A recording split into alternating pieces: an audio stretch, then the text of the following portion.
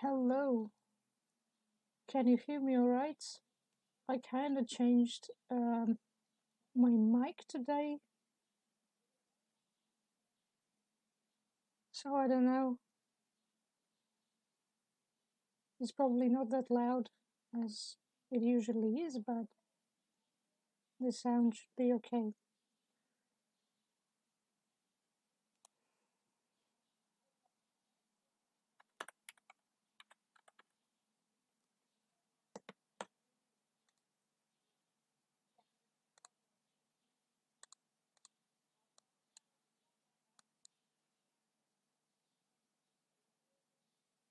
Oh,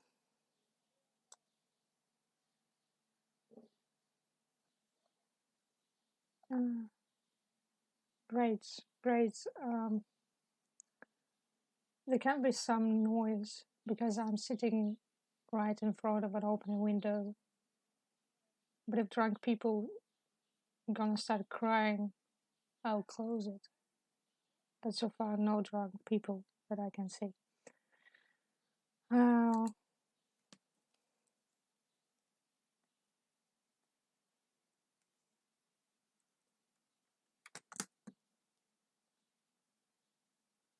Wait a second, I can open some stuff just in case the driver's gonna jump off or something like that. Hello to everyone new. How are you today?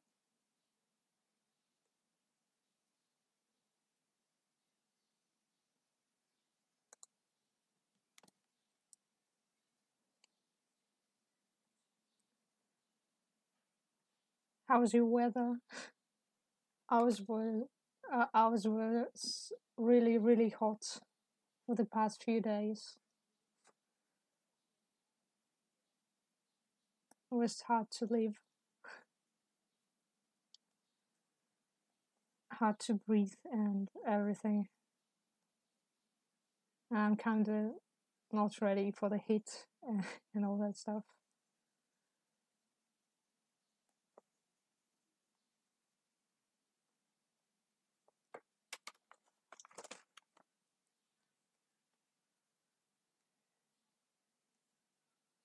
I don't think we're gonna finish this picture today. Hot and humid. It's the same here, and it's horrible.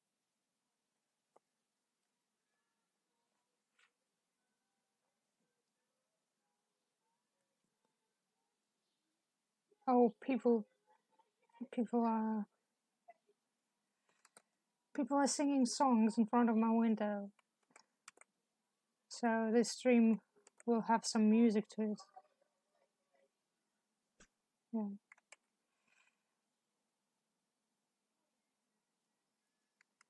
Actually, no. My city is kind of pretty cold. Like and it rains most of the time. Ah, sorry for the noise. Teens on the street singing their songs. So yeah, my town is kind of pretty humid, and the weather is usually rainy. But for the past few days, it's been like, get yourself a chorus. Well, they're singing false, like they're not really good singers. I'm still kind of sad that YouTube is such an ass when it comes to the songs. Like I much more enjoy Picarto for that matter because it's just um, it doesn't care whether you have songs or not. But Picarto doesn't save your recording,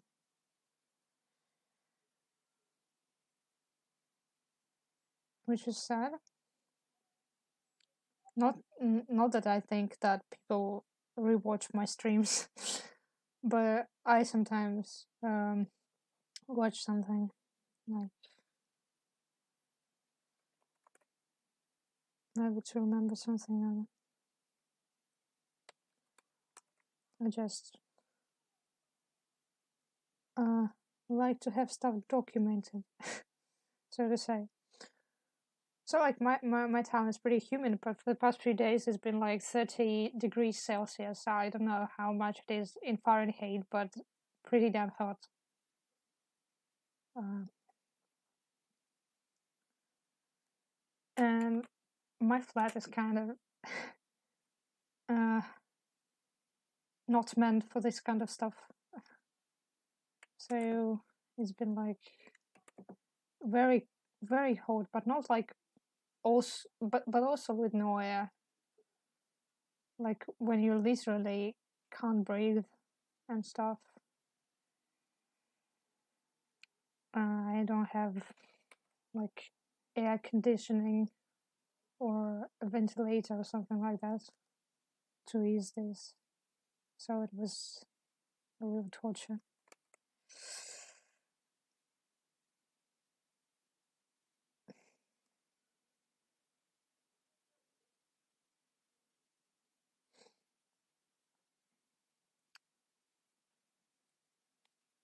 But I feel it's because the air is kind of wet. It's harder to breathe.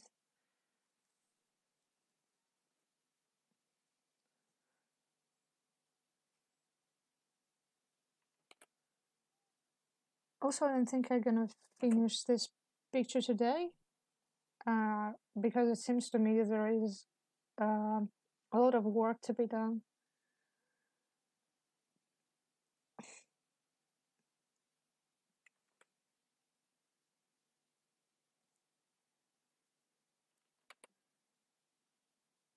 I think we're gonna stream for about 2 hours or so. I say, as I mean myself. Over 80 degrees. Oh, I'm sorry. I'm sorry you're going through this. It's like horrible. Absolutely. Feel your pain. But for the past few days, it's been like 27 or something like that, and it's much more bearable. Like, with some wind. We had some thunderstorms today and during the night. Um,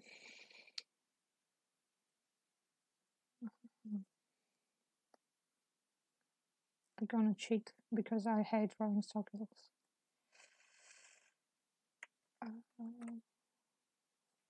Right.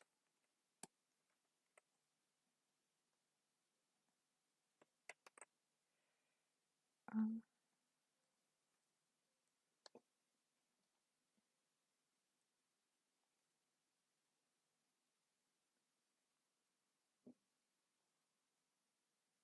I think pretty much everywhere is hot uh, right now.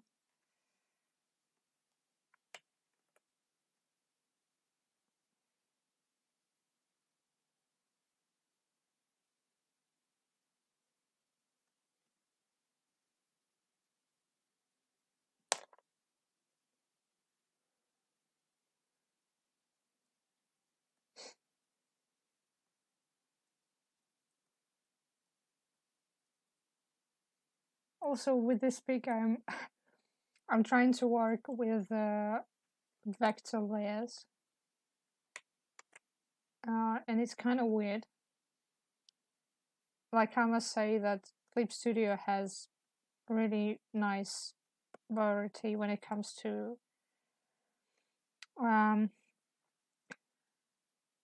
layers and stuff.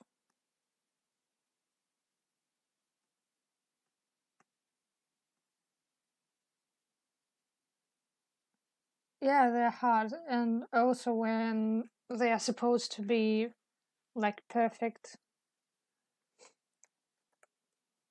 Like when it's not perfect, it's okay. I don't want to be it to be like very very perfect. I want it to be like a little bit squished or something. Um,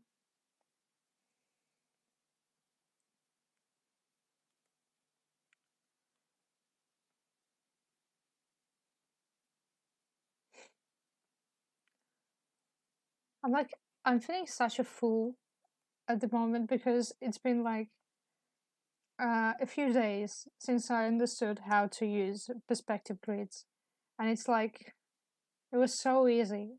I'm such a fool. Like, it was so easy, and all this time I actually thought that to draw perspective, people who draw perspective, they're like they just have uh, hands that are more steady than mine. Uh, but it turns out people just understand how to use perspective grid and aren't fools who don't watch tutorials.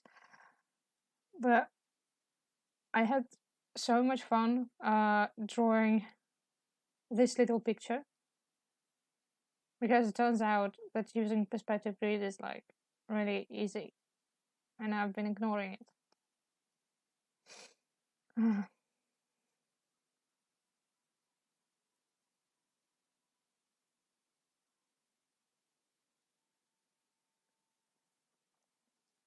I kind of, I kind of thought that people just figure out the perspective uh, by themselves, 2 points, 1 point, 3 points, and so on. And then they just, you know, they just, they're just better at, drawing lines than me. And that's why I'm feeling so, it's so hard for me. Because, when you generally try to draw a line in Clip Studio, and if you want it to be a perfectly like a straight line, you have to see it being like super straight. And it was hard for me uh to do perspective this way. And it turns out you just enable the grid and it draws perfectly straight lines if you're not a fool like me. um okay, so here's the ball. And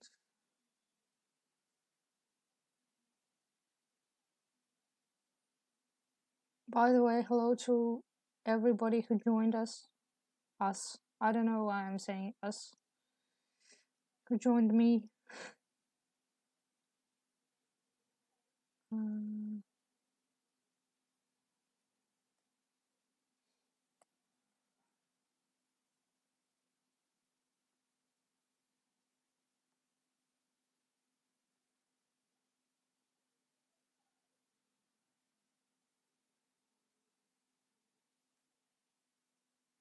mhm.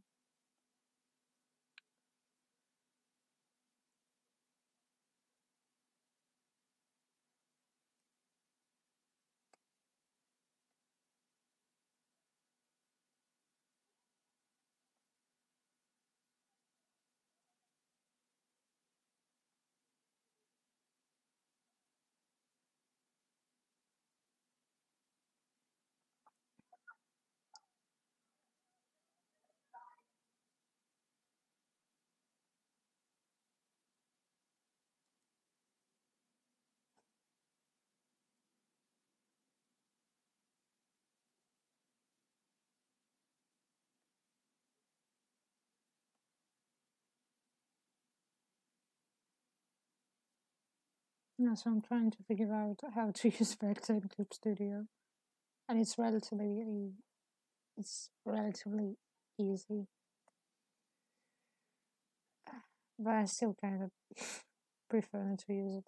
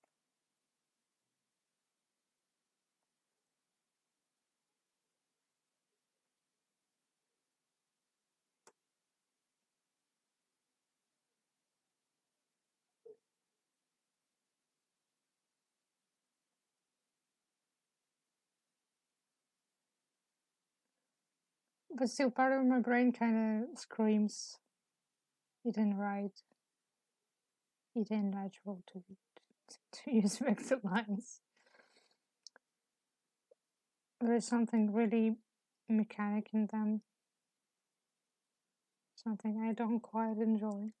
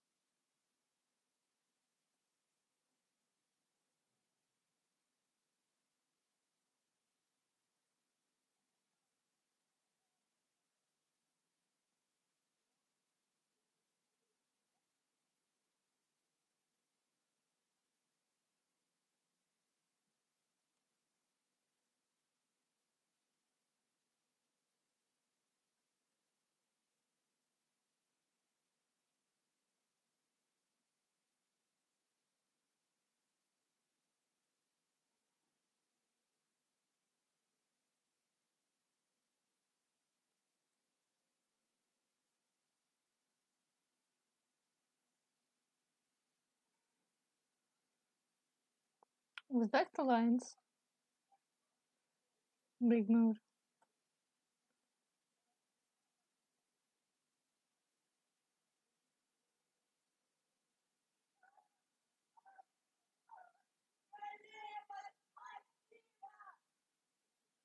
God, those kids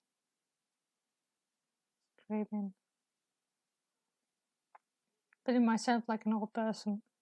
Oh, those teens screaming on my lawn.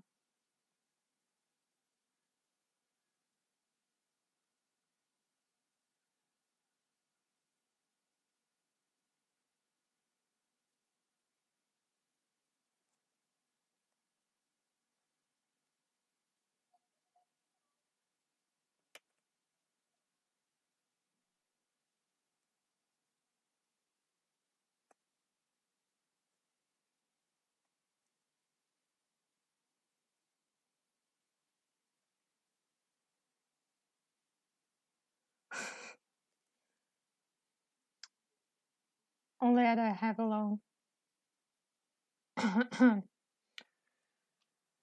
Sadly. So kids will remain. Alright.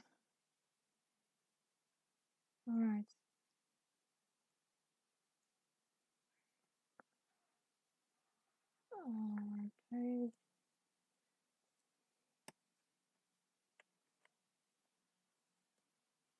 I actually found out this very cool brush which paints like a brush marker. Like if you use that in traditional.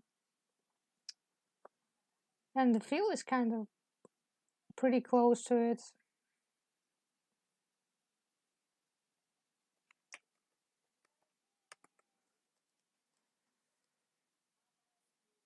So cool that digital media has this all those different textured brushes that imitate traditional media. Because traditional media is so expensive in terms of materials. Like I mean, for sure you always can find something cheap, but even this cheap, I'm gonna say it's pretty expensive nowadays. Uh, but I feel that is cool that drawing is so digital drawing is so accessible, well, at least more or less accessible. Yeah, the technology has evolved. Soon we're gonna be conquered by machines.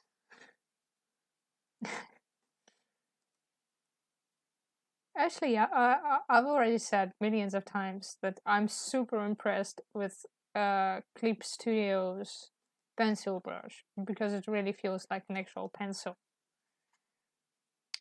And the result really feels like it was drawn traditionally, which is also really cool. Because, I like drawing with pencil on a paper, and if the paper is really good, and I like the texture, but it's such pain in terms that you need to draw it, and you need to scan it, and after you scan it, you need to clean it and adjust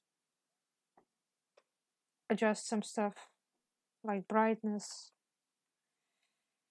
and all these things, which is kind of takes time. I mean, the feel is great, but the time it takes, and the fact that sometimes you don't have a scanner with you. So it's cool that you can uh, draw something that would look traditional. Hello, nice to see you. How are you?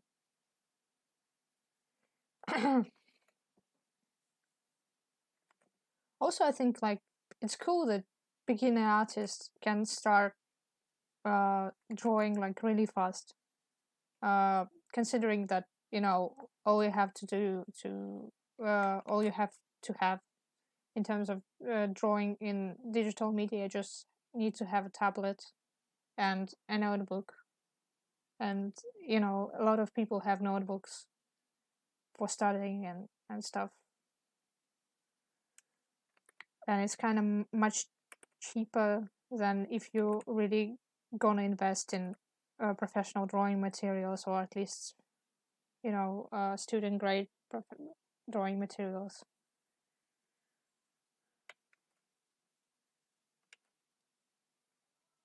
Like honestly, when you enter an art shop, it's usually kind of stressful.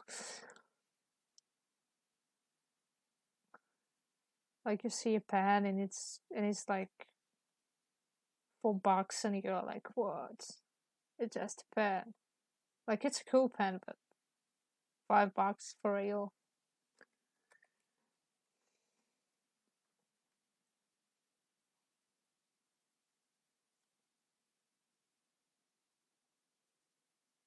Yeah, sometimes you don't need a tablet. Just tablet just makes stuff really easier.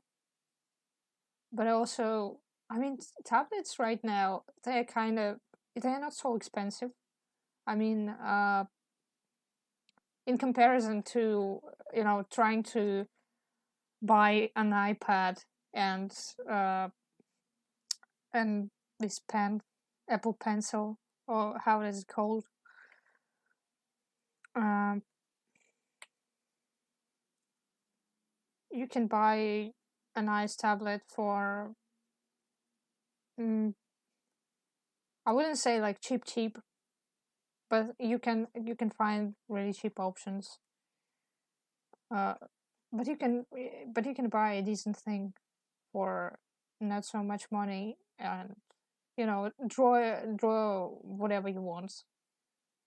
Because for the most part, I don't think that uh, uh, the tablets super affects the quality of your drawing. Uh,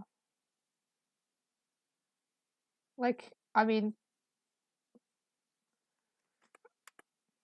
there is a difference. Of course, I had like multiple tablets. Uh,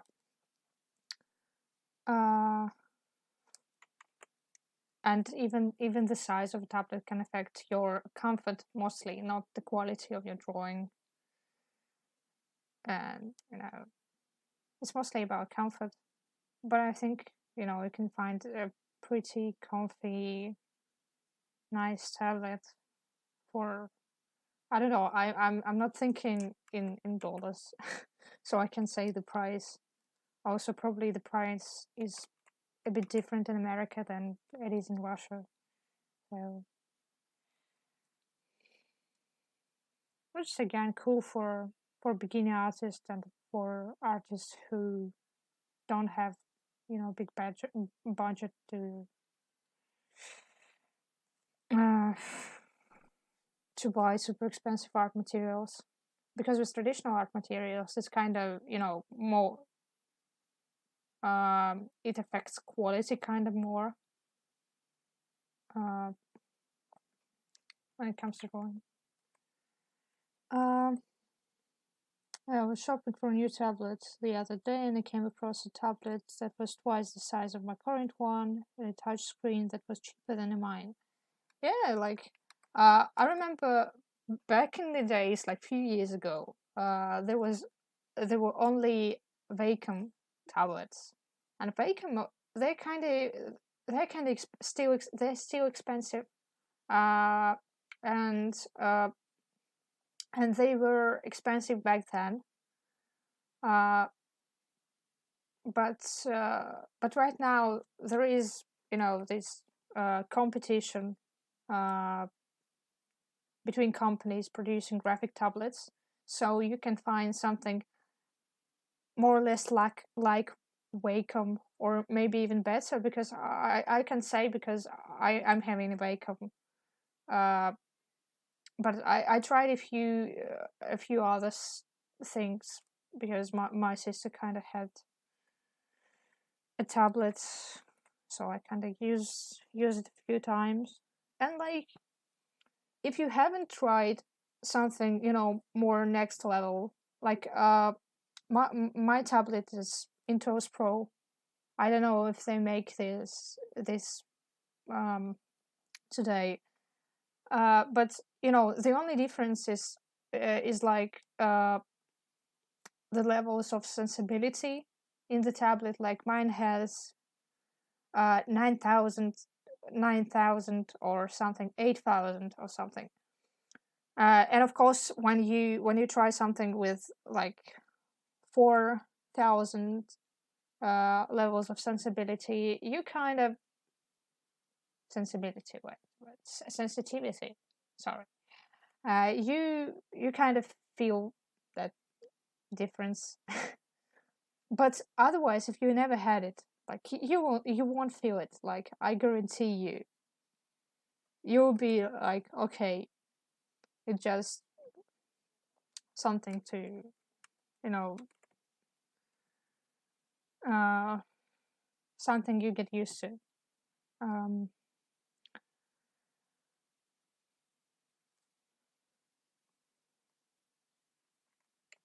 and right now I guess even Wacom kind of lowered the price,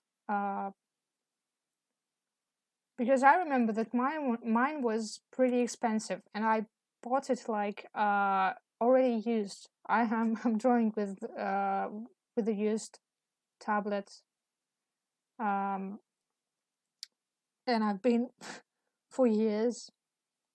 I'm pretty happy with it. But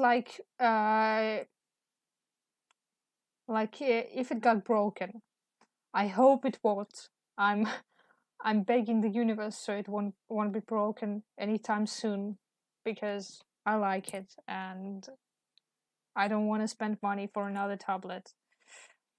But if it got broken, I probably wouldn't buy the same tablet because it's far too expensive. Also, if it is new, for sure.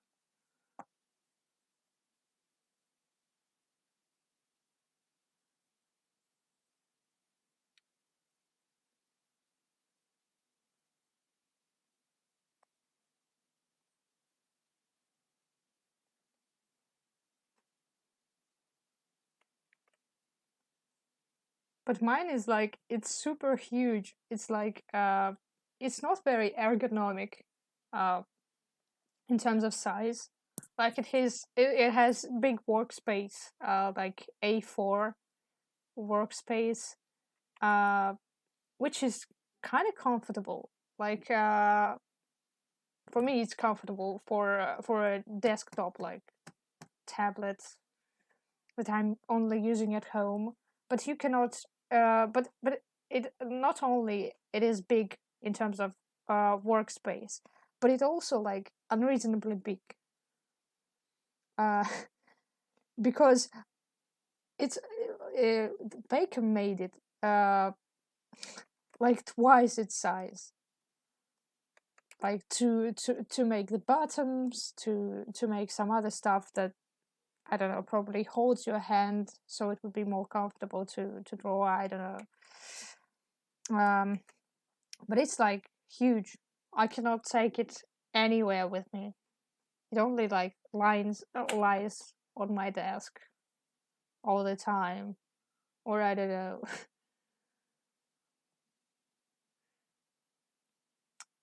So I'm sorry. I just don't know what to talk about. Um, and the silence is kind of uncomfortable because YouTube wouldn't let me. I'm still afraid that YouTube kind of bans the channel or something if I try to uh, turn on some music or something like that. Oh.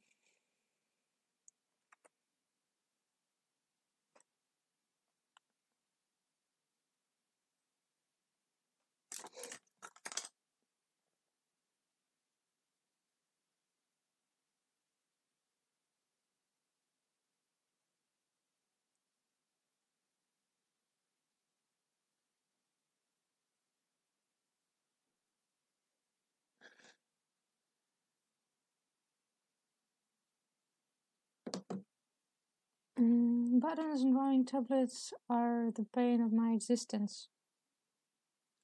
I'm not sure what I gotta Google the word because educational stream. I learn new words. Oh, okay. Yeah, that's something that I thought it means. Yeah, actually, I don't see why you need any buttons on your tablet because I'm kind of using my keyboard.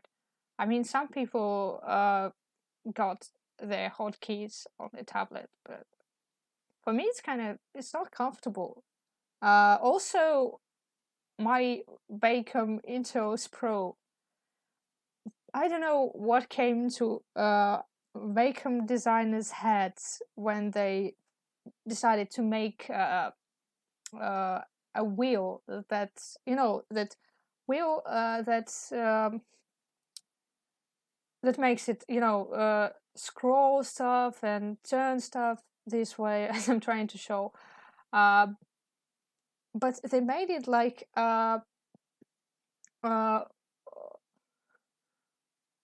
not like in a smartphone, like where you just where it's just sensor thing, which is really uncomfortable because before I got Wacom and I had Genius tablet and it had like the same wheel but it was mechanical, like you really just turned this wheel and it was just so much better, yeah, so much comfortable and I really used it. But once it became sensitive sensor trying to speak English really hard. uh, it became kind of really uncomfortable for me. Yeah, yeah, for zooming and for turning, and I mostly use it for zooming because it was kind of comfortable for me. Okay, I think. Oh wait, I have Monopoly here. Uh, I think I won't gonna be lining these, little rails. I think I'm gonna just paint them because it's gonna be a huge pain in the ass.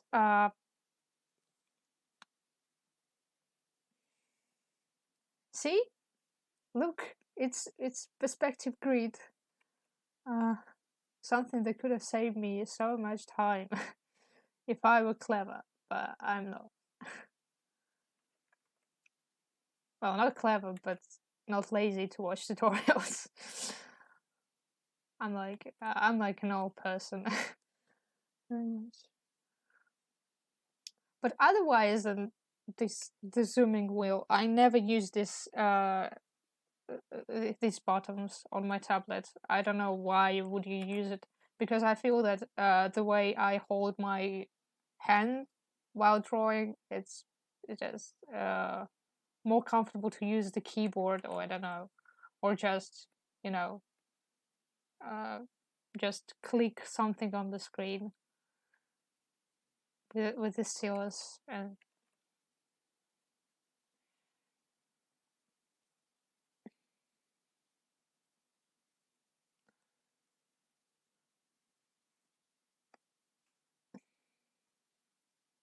but I saw some people who like actively using this buttons. Ah, okay.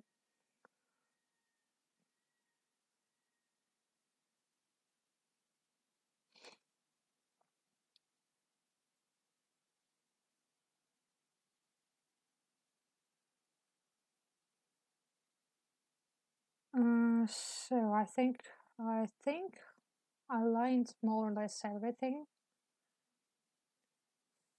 Um,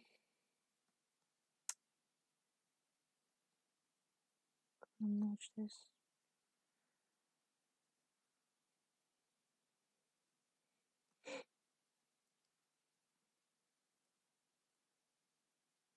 I have such a hard time with with these layers, honestly, because I have a separate layer for for the bed and everything, and for the floor.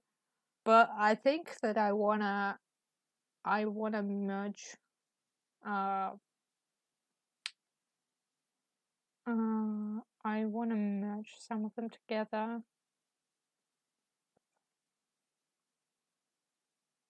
I'm both lucky chose being left-handed because I bump buttons on my template, but I'm already used to using a mouse in my hand, so I just use my mouse for zooming and stuff.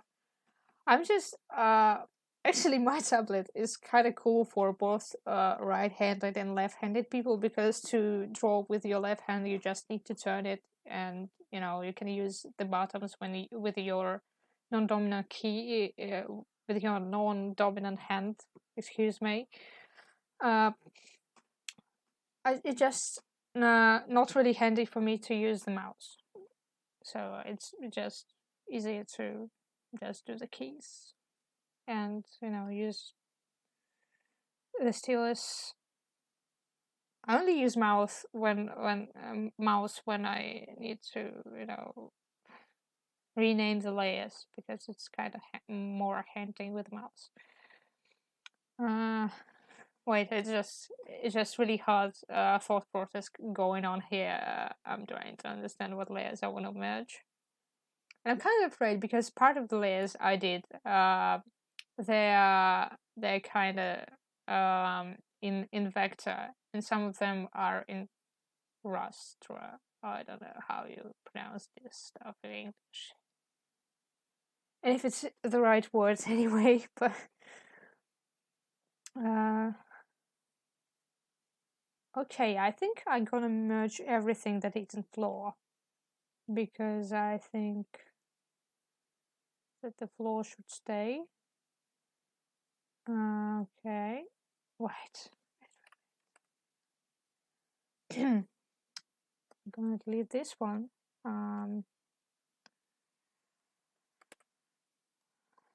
Just look better. It looks better. Carpet. Perspective. It's everything like what isn't toys. Uh,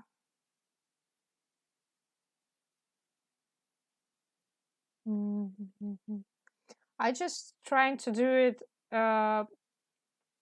the best way uh, to easily color it, because when some layers are higher and some layers are lower, it's gonna be much trickier, and I gonna lose my head trying to navigate between all these layers.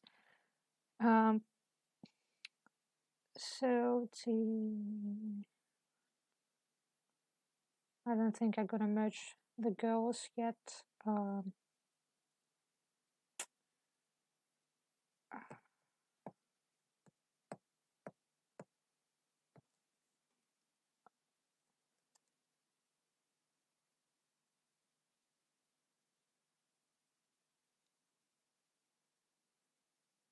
Bye. Thanks for coming. Thanks for talking. Uh,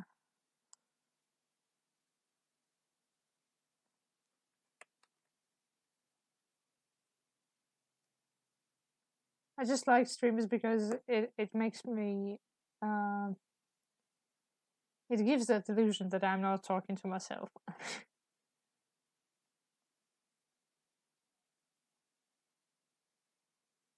Also, a problem with vector layers. uh, because it wouldn't want you to erase them properly. Uh,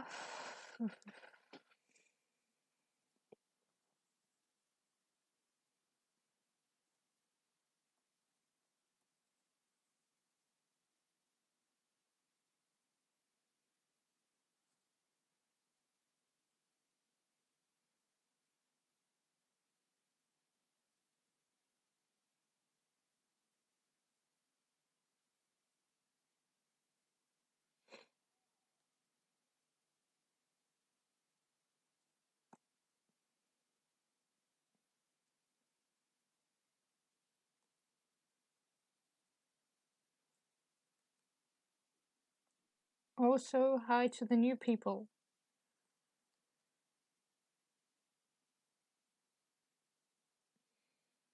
How are you today? Oh, gonna erase this.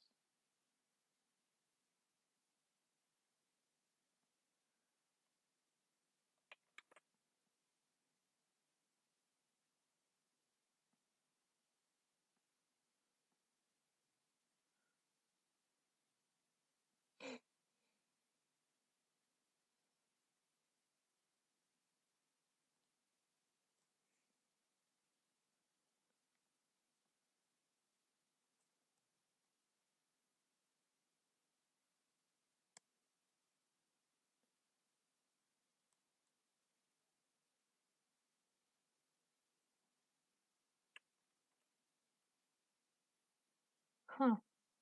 Haha. Maybe I messed up the perspective a bit. Like whatever. Uh, Nobody gonna see it. uh, Wait. Maybe I'll just turn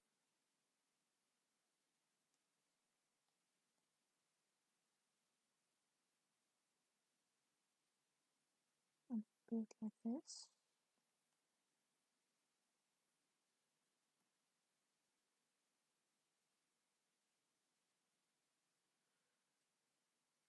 Um,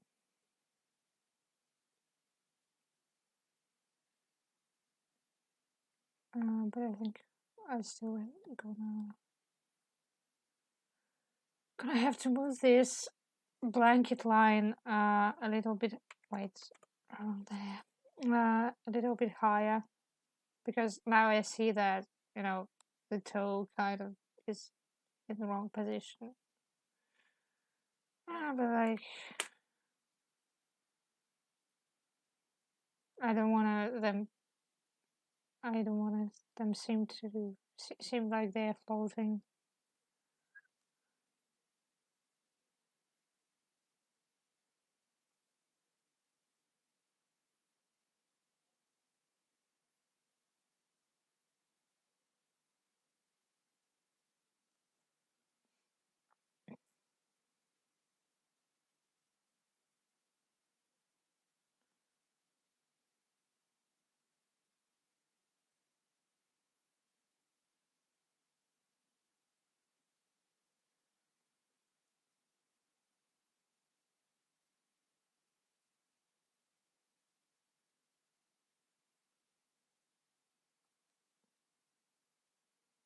Yes.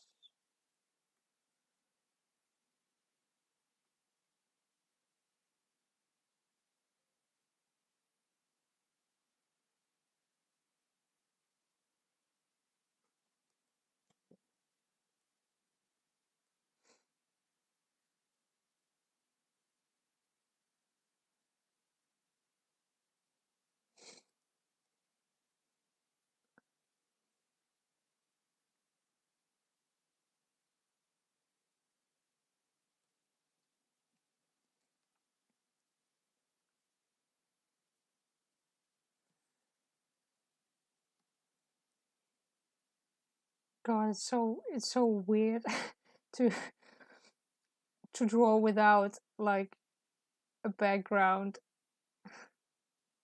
Because for the past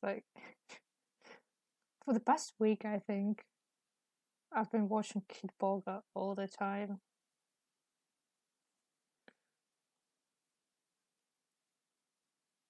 and it's actually the best thing to watch like anytime. So I highly recommend this. This is very goofy and very funny. The guy literally, talks to scammers and annoys them so much, and it's so fun to watch.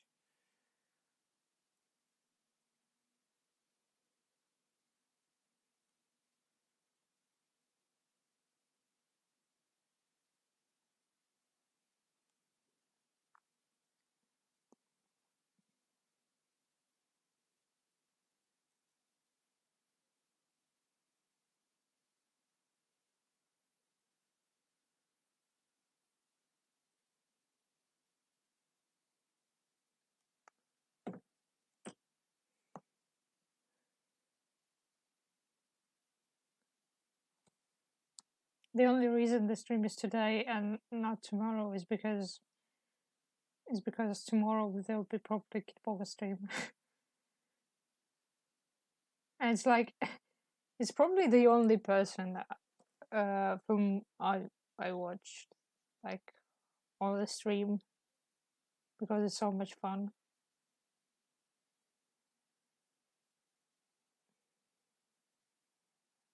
I usually have like very very difficult relationship when it comes to streams, um, because I'm bad at keeping any concentration at all.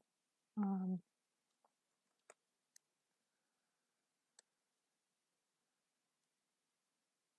but it's like the most insane, uh, goofy, and entertaining TV series you could ever watch. So yeah, I'm just recommending people because it's like free serotonin.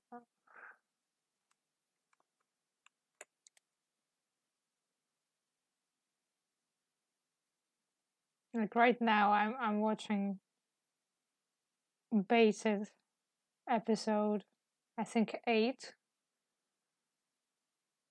and it's like it's better than movies, better than any movie.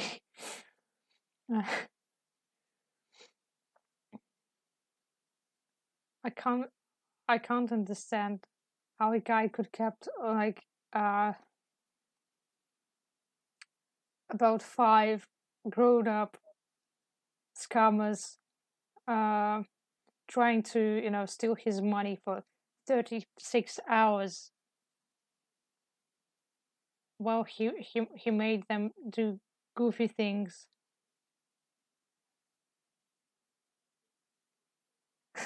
If it's just tomorrow we get free therapy, yeah, it's better than therapy.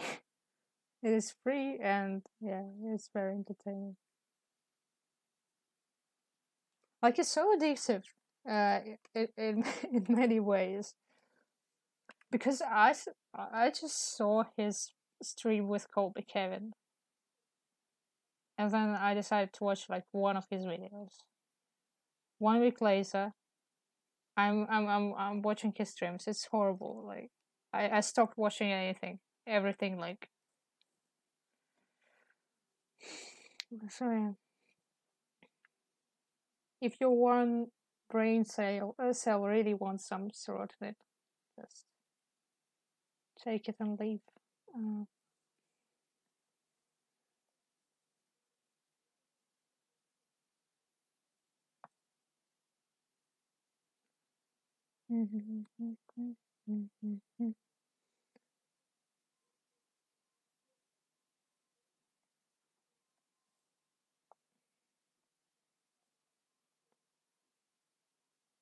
I hope his voice is okay because I really hope he gonna stream tomorrow.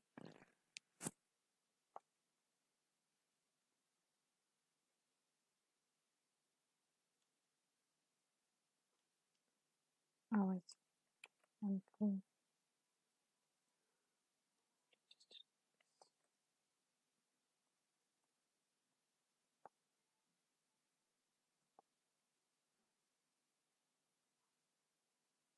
I'm still hoping to see David's story.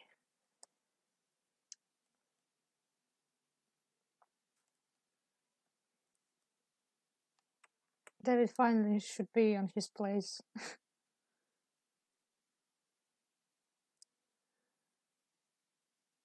I can't I can't believe that So Business was something that got me into watching Kilborg. But it was a really good investment.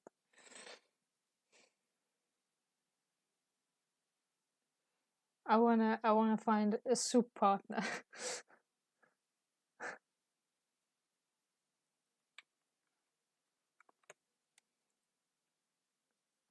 What's more gay than being soup partners? Okay. Uh, let's imagine that it looks alright.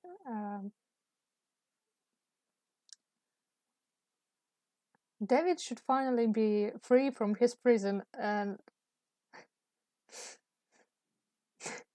zero context needed. But God, I wish to see David and his jet and his 3 billions. Pardon, David is a billionaire.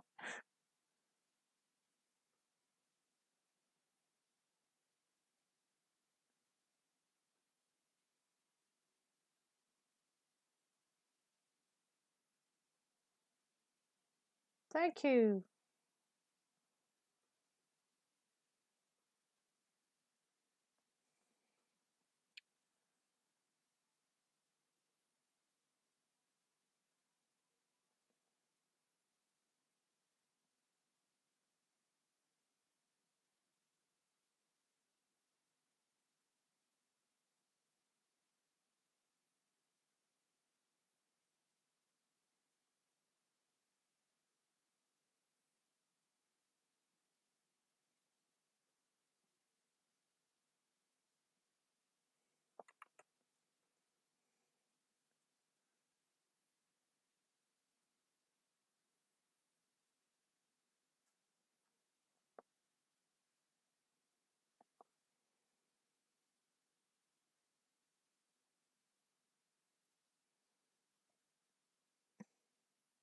But I still can't. When I think about Hades' scammer and Hades' scammer alternative universe, it's like the best thing you wouldn't explain to anyone. uh,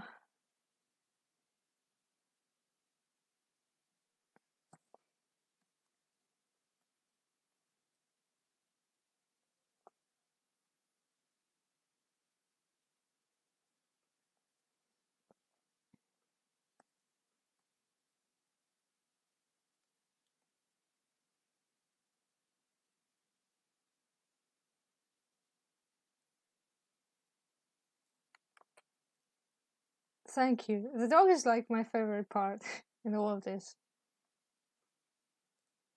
These and this little unicorn lined out. The unicorn is a huge mood.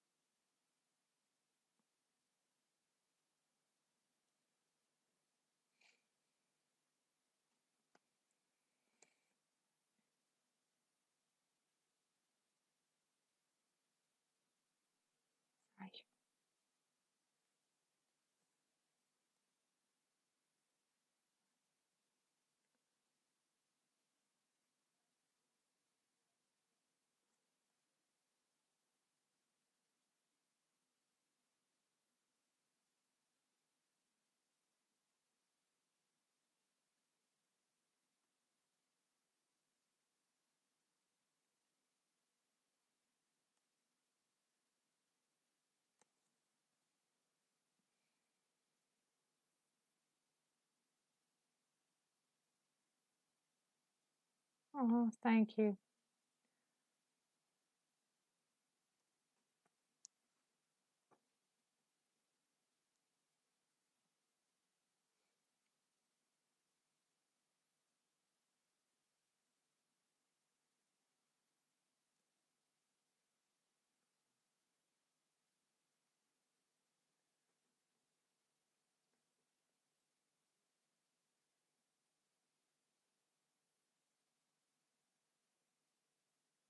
Uh,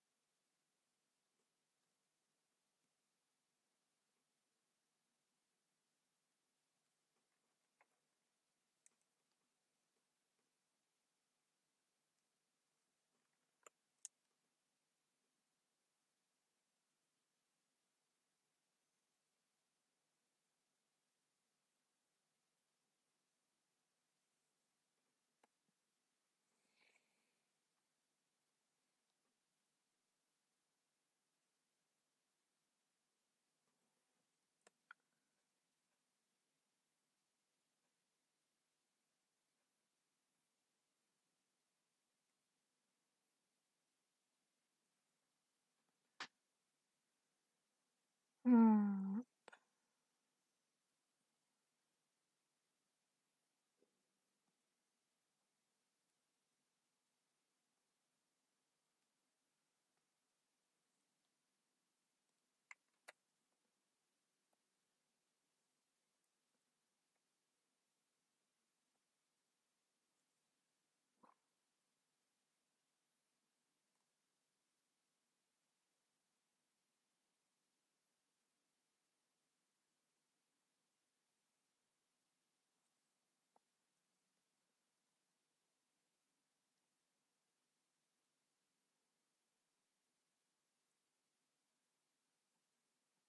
wait.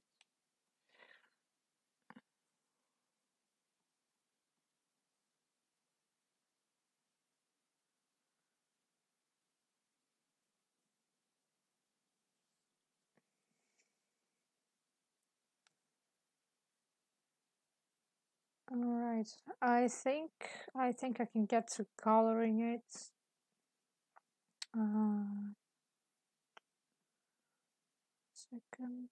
Uh,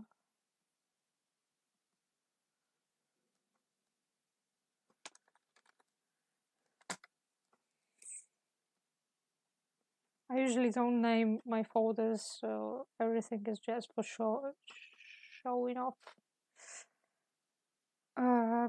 I'm just actually afraid that I gotta get lost in all these layers. Uh, so I think I'm gonna take this layer.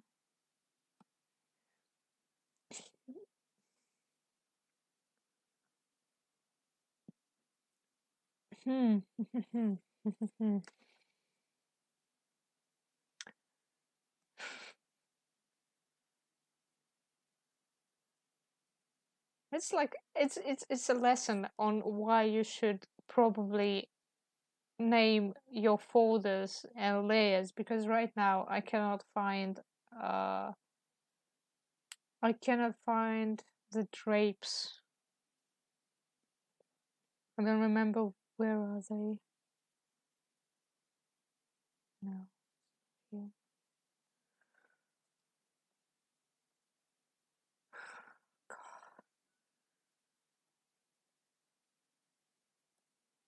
Please, for God's sake, don't commit the same mistake. Huh, actually it looks really nice as a coloring book. Ha ha.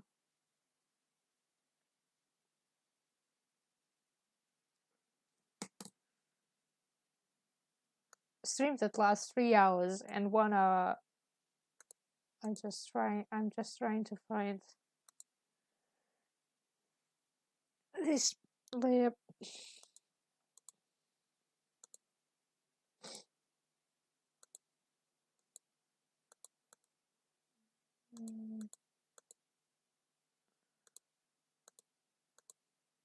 So I just wait. I understood. I kind of forgot to line it. Okay. That's fine. Nothing wrong with that. I'm just have no memory whatsoever.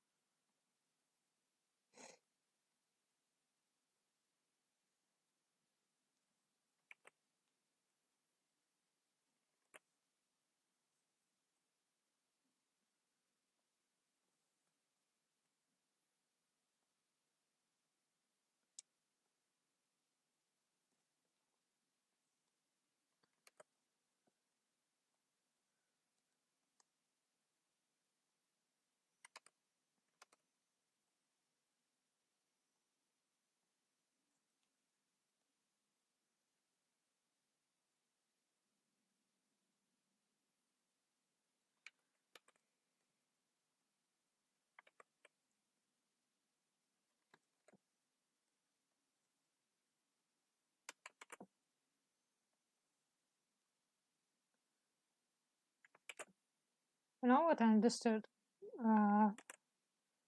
This brush pen kind of feels like the basic brush in in my brain is just collapsed and I'm like Sai Clip Studio Paint Tool Sai. That's the program. And they had and probably have because it's been years since I last drew in that app. They had a really nice brush for line art with really nice stability, and this pen kind of feels like it, which is a bit weird because back when I used Paint Tool Sai, I kind of got used to that feel when you are lining your work, and so when I got to any other drawing program like Photoshop or Clip Studio Paint, it was kind of tricky to get used to the brushes that go with them. It's mostly true for Photoshop because it feels like the stability there isn't so good. In Clip Studio, there is, this thing that adds stability, but it still doesn't feel exactly the same as in Paint Tool Say. But after you get used to these, simple brushes with less stability, and your hand kind of gets used to it, it's so tricky to go back to something from Paint Tool Say. I'm sorry I won't shut up, but I'm just wait. How did he do that?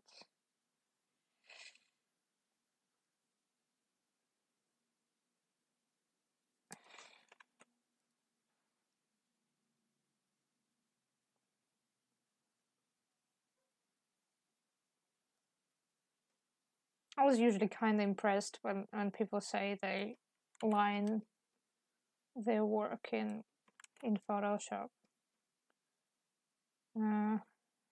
Because I remember there was a time when line art was such a huge problem for me. And I think a lot of beginner artists kind of struggle with it. Why have you changed programs? Do you just like to try different programs, or is there some tools the old one didn't have that you wanted to try? Look, exactly. Well, first of all, Paint Tool Say, I painted in it when it was like version 1. And in version 1, it's pretty good for, drawing portraits. I'm not saying that it's bad. It's kind of cool program, like, anyway, and it's cool that people use it. And I know that they kind of added some new features to it, like, perspective grid and text, and uh, a bunch of other stuff. But I'm already, got used to Clip Studio Paint, so I probably don't wanna use it anymore because I have everything I need here. I can't say that I switch programs really often. Uh, First of all, I think I decided to buy Clip Studio because a lot of artists I liked recommended it for animation purposes, like as a pretty nice drawing program, and it's amazing program for drawing. Like, if Clip Studio Paint would like to sponsor me any day, I would be like, please, Clip Studio, sponsor me, because I love this program so much. I totally recommend it. I think it's even on sale right now, or maybe the sale is over already. I don't know. But it's just a cool program, and you can do animations in it, and you can draw comics in it. I kind of mostly use it for general illustrations and drawing my animatics.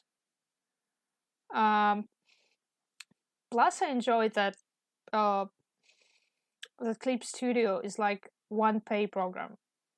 Uh, so you kind of buy it only once, and then people add so many cool updates to it. Like, it's not like Photoshop where you buy you pay for it each month. Though I didn't pay. I'm gonna say that I'm like like a pirate. I didn't pay for a Photoshop, and I actually see no reason uh paying for it.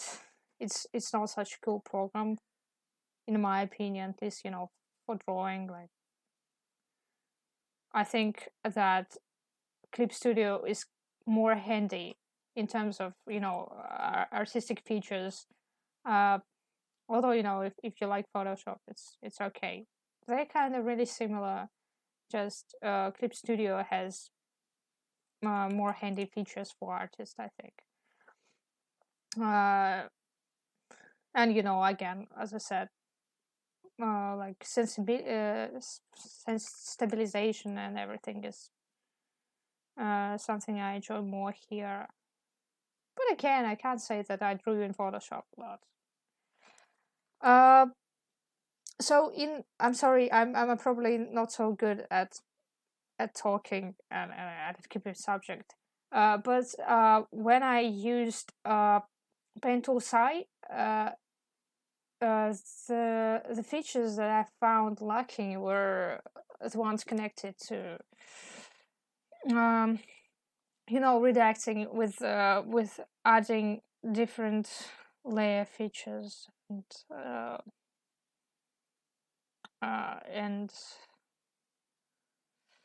I'm sorry, I'm just thinking.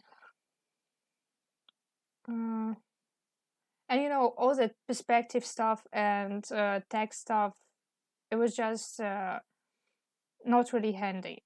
It was cool for painting just portraits, half body, but if you wanted to draw something with a background and you needed to kind of put some perspective, it was kind of harder. Yeah, subscriptions drain money like crazy, and I agree Photoshop is a bit overhyped. I think Photoshop is pretty good program, but I don't think that paying for it each month is cool, because I don't know why would we pay each month for it? Like, please. They're not even updating stuff the way that, oh, they added this new cool feature. No, they're like, it's the same Photoshop, but you just pay for it like every month. Clip Studio is kind of better because you just pay once, and there are different options. If you don't need animation features, you can just buy something without those features, and most of the programs stay the same.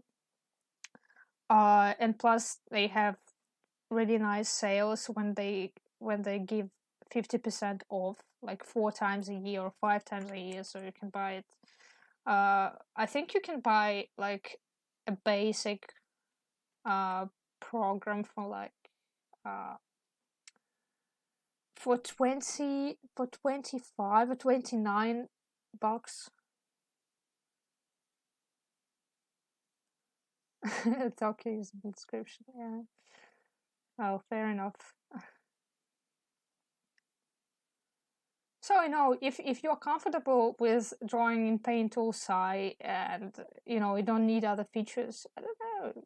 Maybe you shouldn't upgrade to Clip Studio Paint. It's just again, I'm mostly took it because I heard it was good for animation, and it's pretty okay. It's pretty okay for animation. I just found, I think, TV Paint and some other programs a bit hard for me. I'm like a legit old person because I'm not very good at adapting to new programs. I wouldn't willingly change programs, so to say, because I'm so bad at that. I'm gonna be that grandma who's like, oh please show me how to open Facebook. I don't understand how. Please show it again. I forgot how to do it. Do it again. Uh, uh something like that. Uh, so I'd better stay in one program if you give me. And for me, Clip Studio Paint is like a very comfortable program. I'm using it for about 2 years, I think. Uh, and I couldn't be happier. Like, I'm recommending Clip Studio to everyone, but uh, I just think that it's a really decent program, and they add a lot of stuff to it. Uh, like with the latest update, they added some new basic brushes. The ones that I enjoy a lot. This one that I'm using right now, and also and also the one that creates really cool pencil effect. So I don't know. If you want to change program, I think it's a really good deal. But buy it on sale because do you want to spare extra money? Do you want to spend extra money? I don't think so. And it's, kind of pricey. I bought it for money that I gained from commissions. So uh, I also thought about opening digital commissions, but I actually I don't enjoy opening commissions because I have to rethink my price list. And when you're thinking about price list, it's like you're fighting with yourself constantly because you don't. You're like, that's too expensive for my art, or is it too cheap for my art? Is it like, should I make the price lower? Should I make the price a little bit bigger? Is it okay for the amount of time that I'm spending drawing it? And is it adequate? Um, and it's like the hardest thing for me in opening commissions. I would like to open some digital sketches or something like that because I kind of enjoy doing them. And sometimes I need to take a break from constantly drawing Hades and Persephone from Hades down. I enjoy it, but sometimes you feel like you're feeling like, oh, I did it like 20 times before. Maybe I should do something different. And plus, getting a little bit of money is also nice.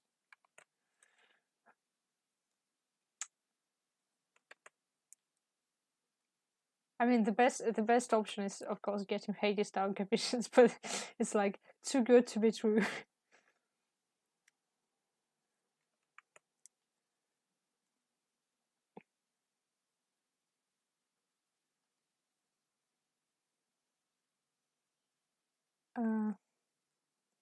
I also thought about, starting something like Patreon or Coffee, but I don't know what additional content I can provide anyway. So I'm like waiting for something to happen. I don't know what people even, add to Patreon. Like, I have a hell of a ton of different sketches. Like, really a lot of them. Because right now I kind of finished my finished my education this month, and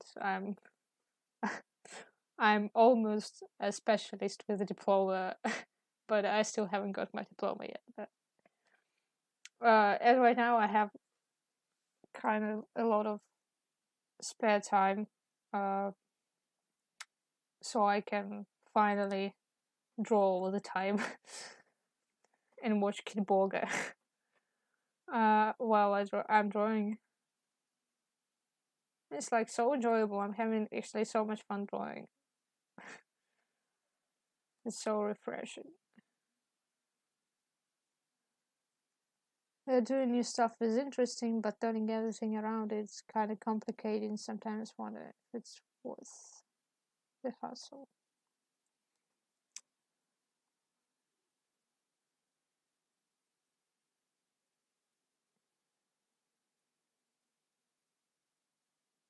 Luck with the diploma. Well, I don't need luck any longer because I kind of passed my exam and I defended my thesis. Uh, so yeah, I just need to get my diploma right, and we are done.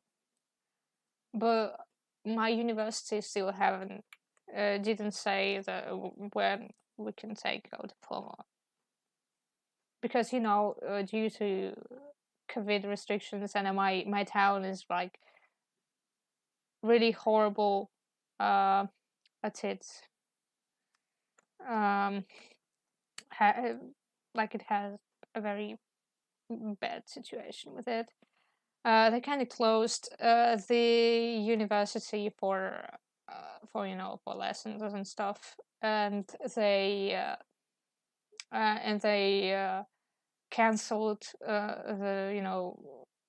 the actual uh, the actual like um, award of the diploma. I don't know how you ceremony where you get the diploma. I'm kind of sad. uh, but well, what can you do? So I don't know. I guess I'm gonna have my diploma in 10 days or something. Maybe a little bit later. Thanks. I'm so glad it's so in some ways. In case I'm not going to get master degree, but I don't know. Will they take me for master degree? I have no idea.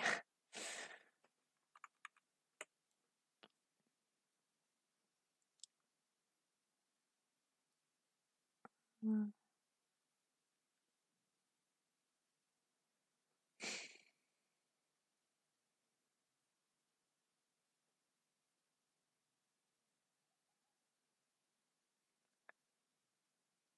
Oh.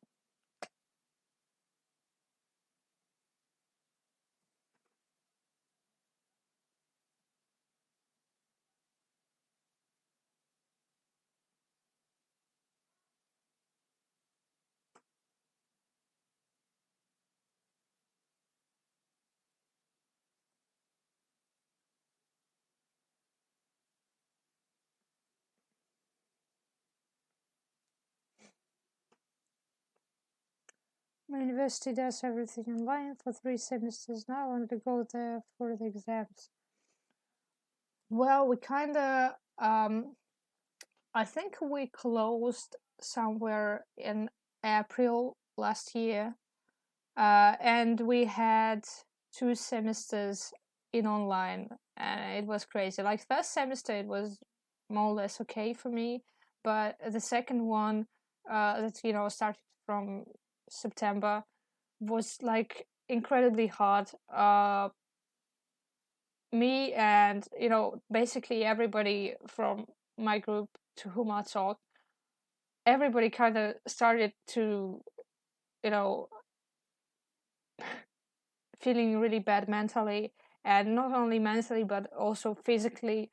Like I remember I had terrible backache, and my hands started hurting because I was typing something in the laptop all the time. And what's the worst thing? It's that this work that you do for the university on your laptop, like in my case, in case of my university, you understand that it's like completely useless. And you're like, oh, I spend another like 5 hours after online lessons typing some stuff that nobody is gonna even read. And I felt so exhausted after this semester, that when in the next semester we've been told that we are going to have our lessons, in person. I was like, oh, well, okay. Like from the one side, from one side, I wasn't really happy because I'm kind of concerned about this whole situation. Although people around me, we have this horrible case with vaccination, and nobody goes to the vaccination and stuff. I'm already vaccinated, but you know, my city is in the news today because we have the highest rate of mortality, like at the moment. But and like I was kind of concerned. We've been told that we're gonna be starting with masks on, and I kind of respected that restriction, but like barely anyone respected that, and you know, um, but after such a hard online semester where my brain just literally went insane, uh, it was kind of you know easier. It was kind of um, I felt much better when we started to take offline classes. Приветик. Ритуша, это ты или не ты? Uh,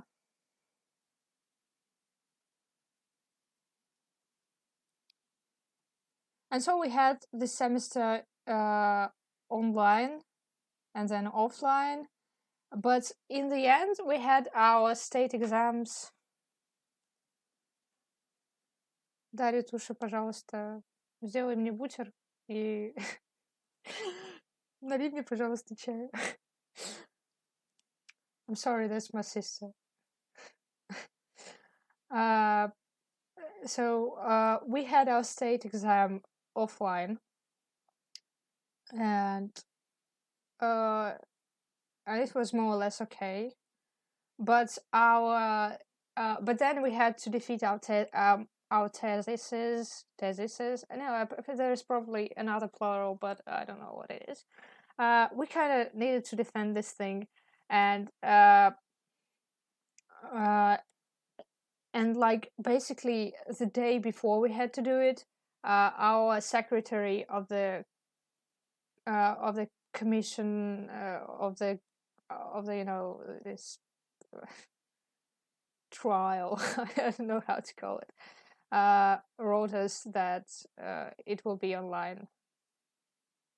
And from the one hand, I kind of was relieved because I was really nervous. But from the other side, I kind of haven't got a chance to see my group mates one more time. Летуша, положи мне, пожалуйста, 3 ложки и лимончика добавь, пожалуйста. Спасибо большое. I'm sorry for you, the people around me make a lot of difference. A lot of my seconds. Congrats on the second shot. I got my vaccine somewhere, I think in May. Both shots, because the moment they were like, we are giving the vaccines, I was like, put this shit in me. Like, so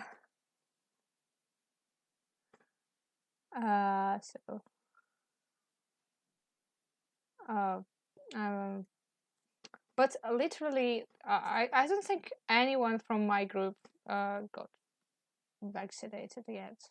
But some of them have already been through the virus, so they probably have a lot of antibodies anyway. So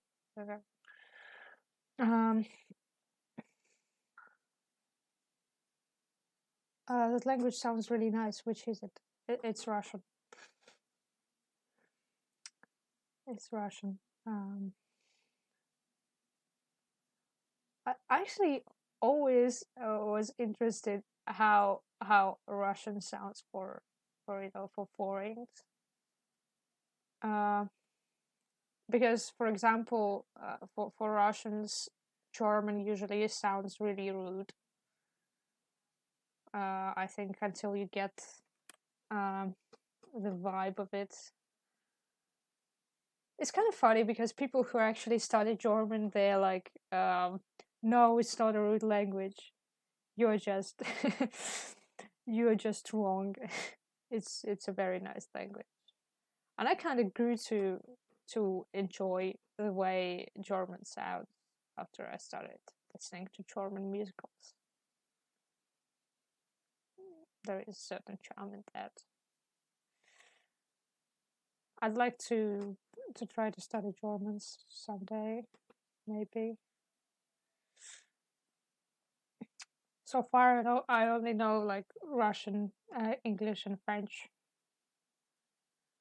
But I feel like I need more practice with my French. I'm I have like this problem with talking in French because uh I'm really afraid to make a mistake, and I think that when you're studying a certain language, it's a huge problem because you shouldn't be afraid to make mistakes. Because the mistakes in learning language and basically most things is just the way you learn, and those who don't make mistakes, they never learn. It's funny because I'm from Germany. It got a lot of harsh consonants, so I understand. Yeah, it's kind of. I think that Russian is a little bit more melodic. Though when you see Americans parodying Russian accents, you would feel the melody and stuff, because in comparison to English consonants, Russian consonants, they're kind of uh, I think the articulation is kind of different, and they probably sound a little bit more harder and stuff. And for Russians, I think German sounds kind of the same way, like a little bit rough, and probably because a lot of German sounds we already use, or we use it in the words that sound kind of a little bit rude and stuff. So I feel like for each language there are some sounds um, that transmit some sort of meaning. Uh, uh, so I think just that Russian and German, they are a little bit less compatible in that aspect. So for unprepared ear, it's kind of difficult. Спасибо, Ритуш. Есть батарейки. Да, сейчас я тебе дам. Закроешь дверь? Спасибо. I also wonder a lot how people really perceive it. It's portrayed a bit harsh and loud, but actually hearing people speak it normally would sound a bit softer, I think. Still a bit rough, though. I actually think that when in Russian movies and people who are making a little bit of fun of German, they kind of make it sound much harsher than it actually is. Again, I kind of can understand that. The way that I see with the Russian accent, but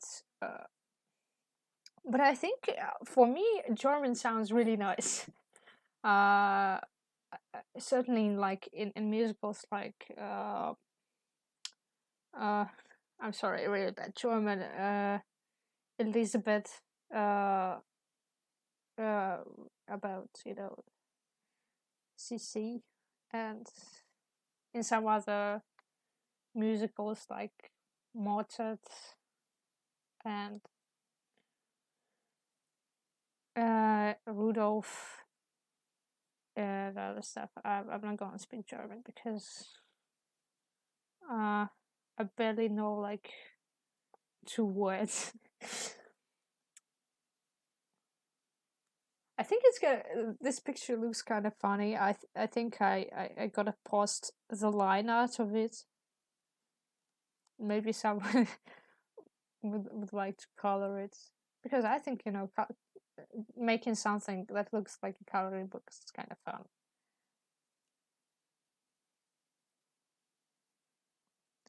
It's really interesting because from my experience, English UK people often think I'm speaking Russian when it's actually German. Elizabeth is a great musical. uh, I think it's because of consonants. It is because that the articulation of these consonants is kind of, much harsher. Though again, I can't say for German because sadly I didn't have the opportunity. I really hoped. I'm studying. I studied. Now I can use like past simple for it.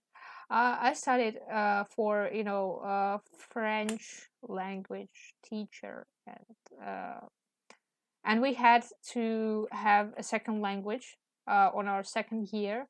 But since I was in the beginner group for French, I didn't get to uh, choose my second language, as like nobody got to choose their second language actually. And we've been automatically assigned English, which I don't know, I don't mind because I enjoy English a lot, though it was kind of a little bit boring till the past year, I think. uh,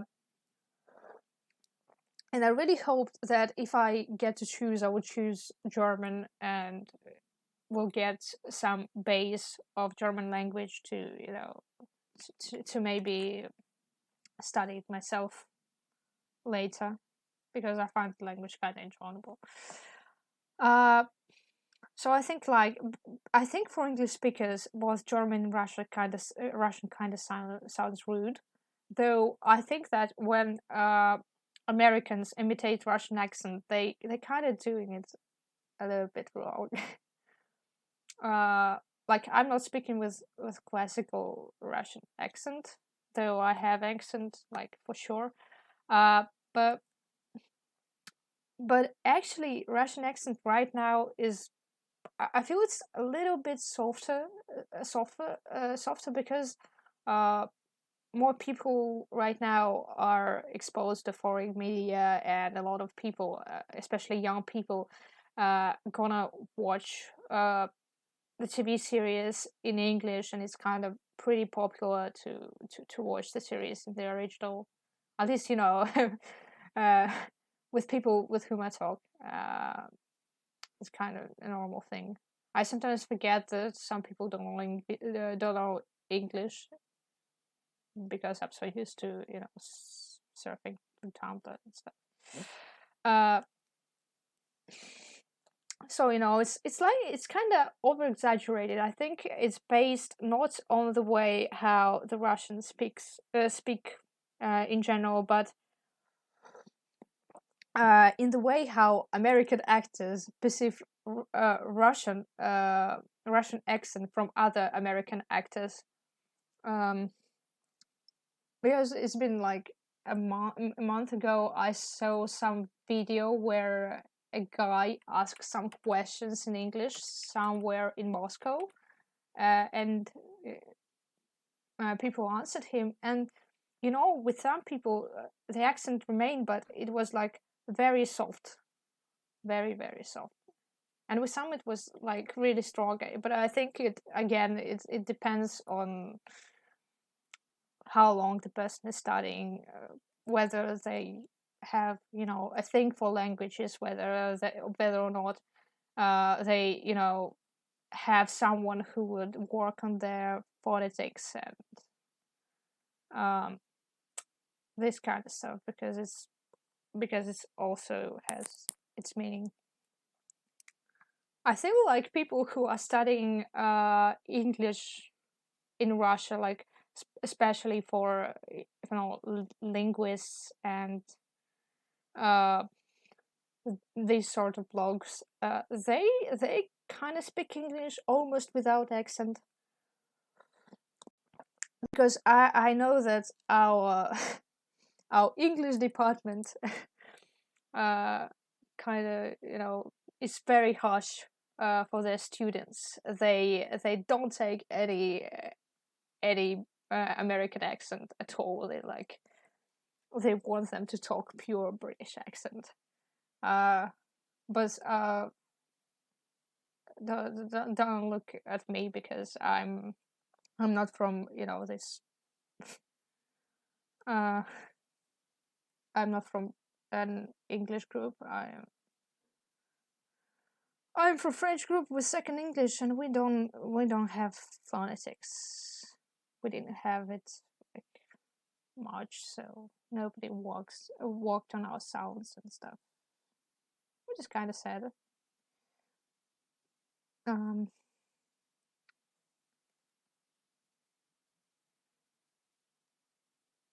I forget some people don't speak English too. We learn English as a second language right after primary school.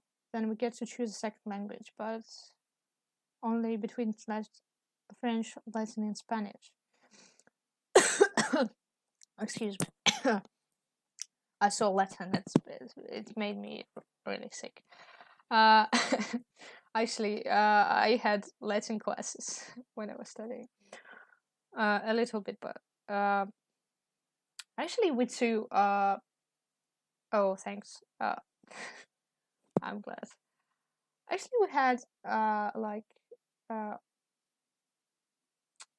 we also study English for like 10 or 11 years in Russia at school.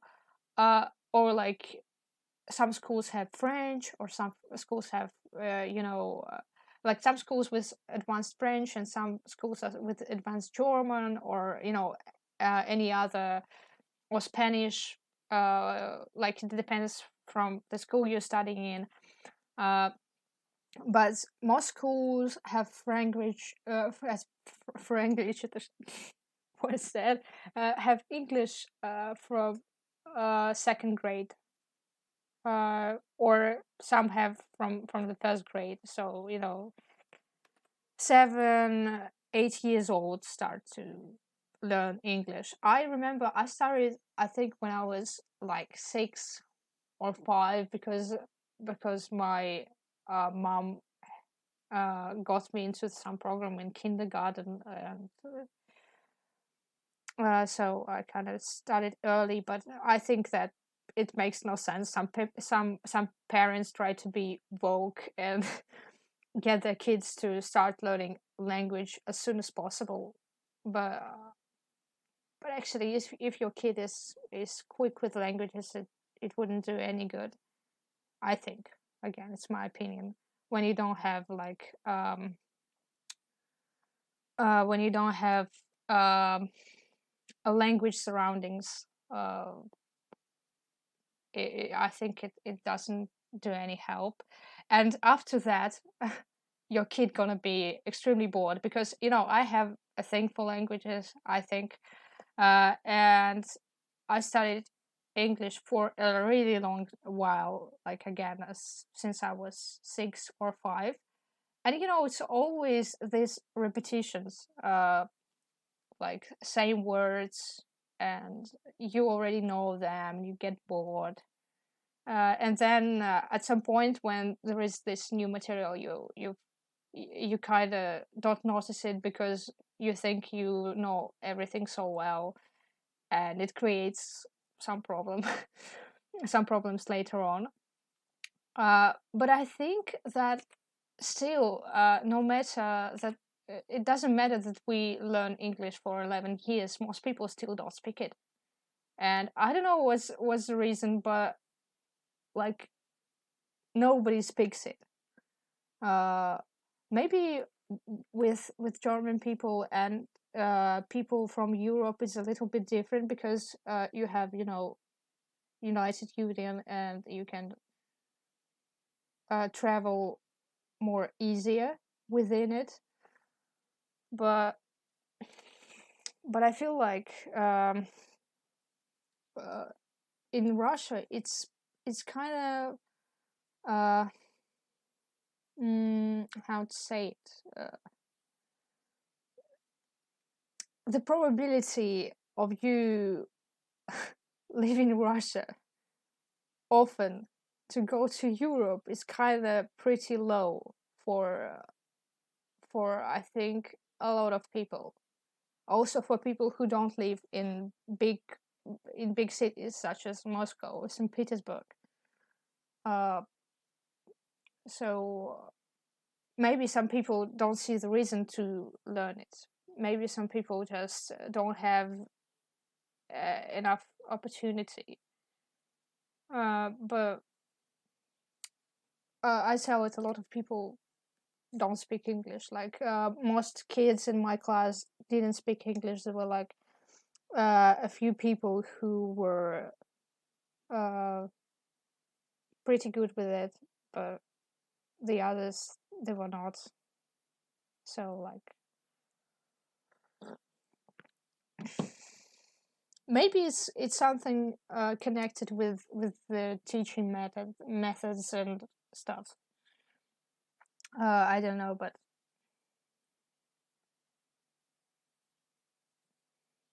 I don't know. Do your German people they speak it like well? Can they speak it like actually speak it, or is it like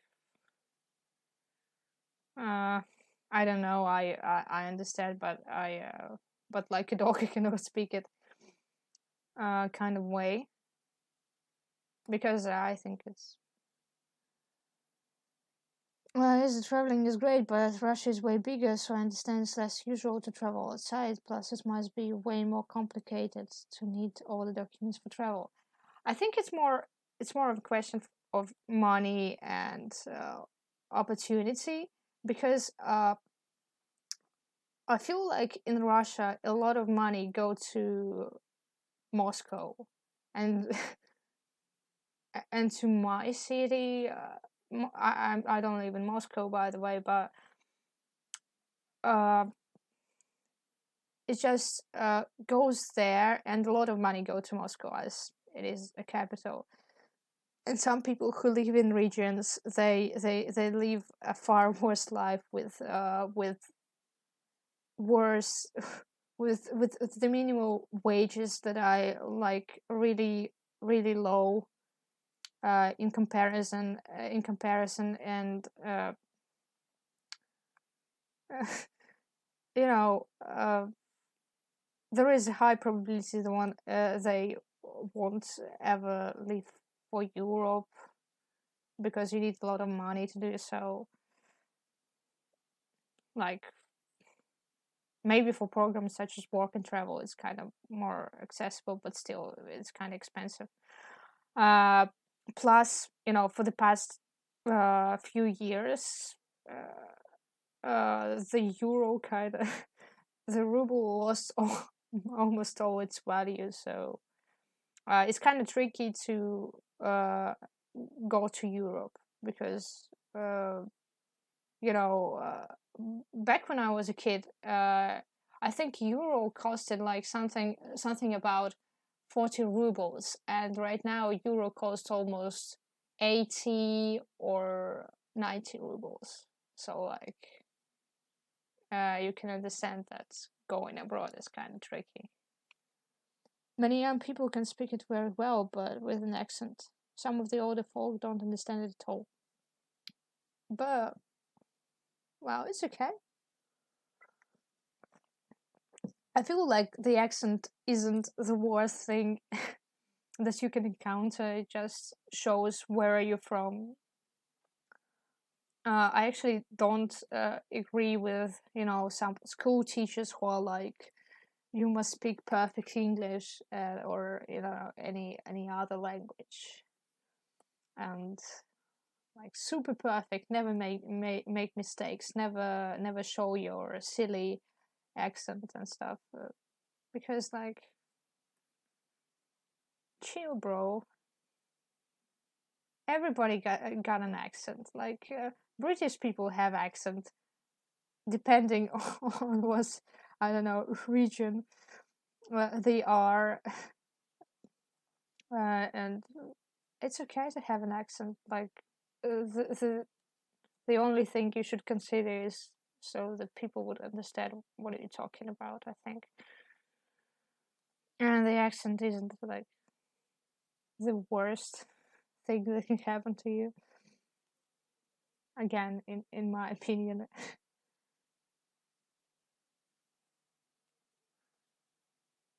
um,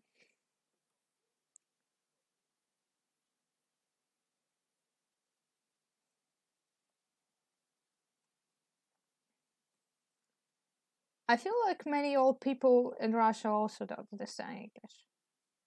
Uh, because like they don't need it. Also, most of them kind of lived in the USSR, so like they couldn't get abroad anyway. So why do you really need to learn a language that you wouldn't be able to use? Like again, it's it's the same thing. Um, it's like I had a school that not every Russian school is like that, but most schools they have one foreign language. But in mine there were two. Like in fifth grade, we got French, um, and I remember that many kids. I enjoyed French because I kind of liked French musicals and I like French literature and stuff. But many kids who were with me, they were like, "Why the hell would we need French if we don't want to visit France? We're probably gonna never gonna leave the country, or we don't want to visit it. Why do we need to learn another language and stuff?" So it's just, I think it's more of a question. It's more of a question of necessity and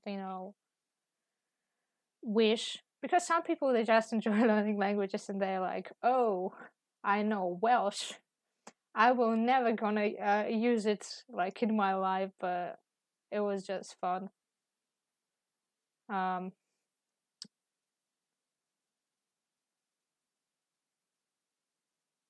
uh I guess takes much less money to travel here, since changing country only takes like a day trip with a car. My family goes camping, so it's not too expensive, but the currency change is the point. Like, yeah, currency change is actually a big thing. Thanks, Sam. It's nice to see you. I think it's kind of cool. It's what I really enjoy in Europe, because I was in Prague once, and it was cool because we had like 4 days in Prague. I guess you should call it. Probably is that's how the city is called. It's Czech Republic, and uh, you could have taken some trips to go see Vienna, uh, or I hope that's how this this city is called in English, Vienna. Or you can go to Paris, and it would take like we took a trip to Vienna, and it took like 4 hours in a bus, and it's like it's really insane, because bam, boom, you in Vienna, and it's a different language, and different architecture and different vibes to it. It's really cool. I'm still kind of sad that when I got to stage in Paris, I couldn't visit the UK because of Brexit and the fact that UK wants you to have a different visa, not the one that you could use to travel around the you know European Union countries. So I saw that there was a train from Paris to London, and I was like, wow, I could have visited London, but I'm not sure what if I get deported because I don't have the right visa. Um, Learn language to flex. Like I think it's the funniest way to learn a language, because it's so much fun. I think there is something really delightful when you can listen to stuff and you understand that once you kind of getting better and better at the language, that you understand more and more. I was obsessed with French musicals since I was like 11 years old, and and it's still kind of awesome for me to watch some of the things that I liked back then, and understand and to understand that right now I know what construction it is, and how it is translated, and what meaning is behind the use of certain words, and you're like, wow, that's so cool. It's all sort of enjoyment, I think, uh, to just get this meaning and to understand some context. Um, so it's really cool.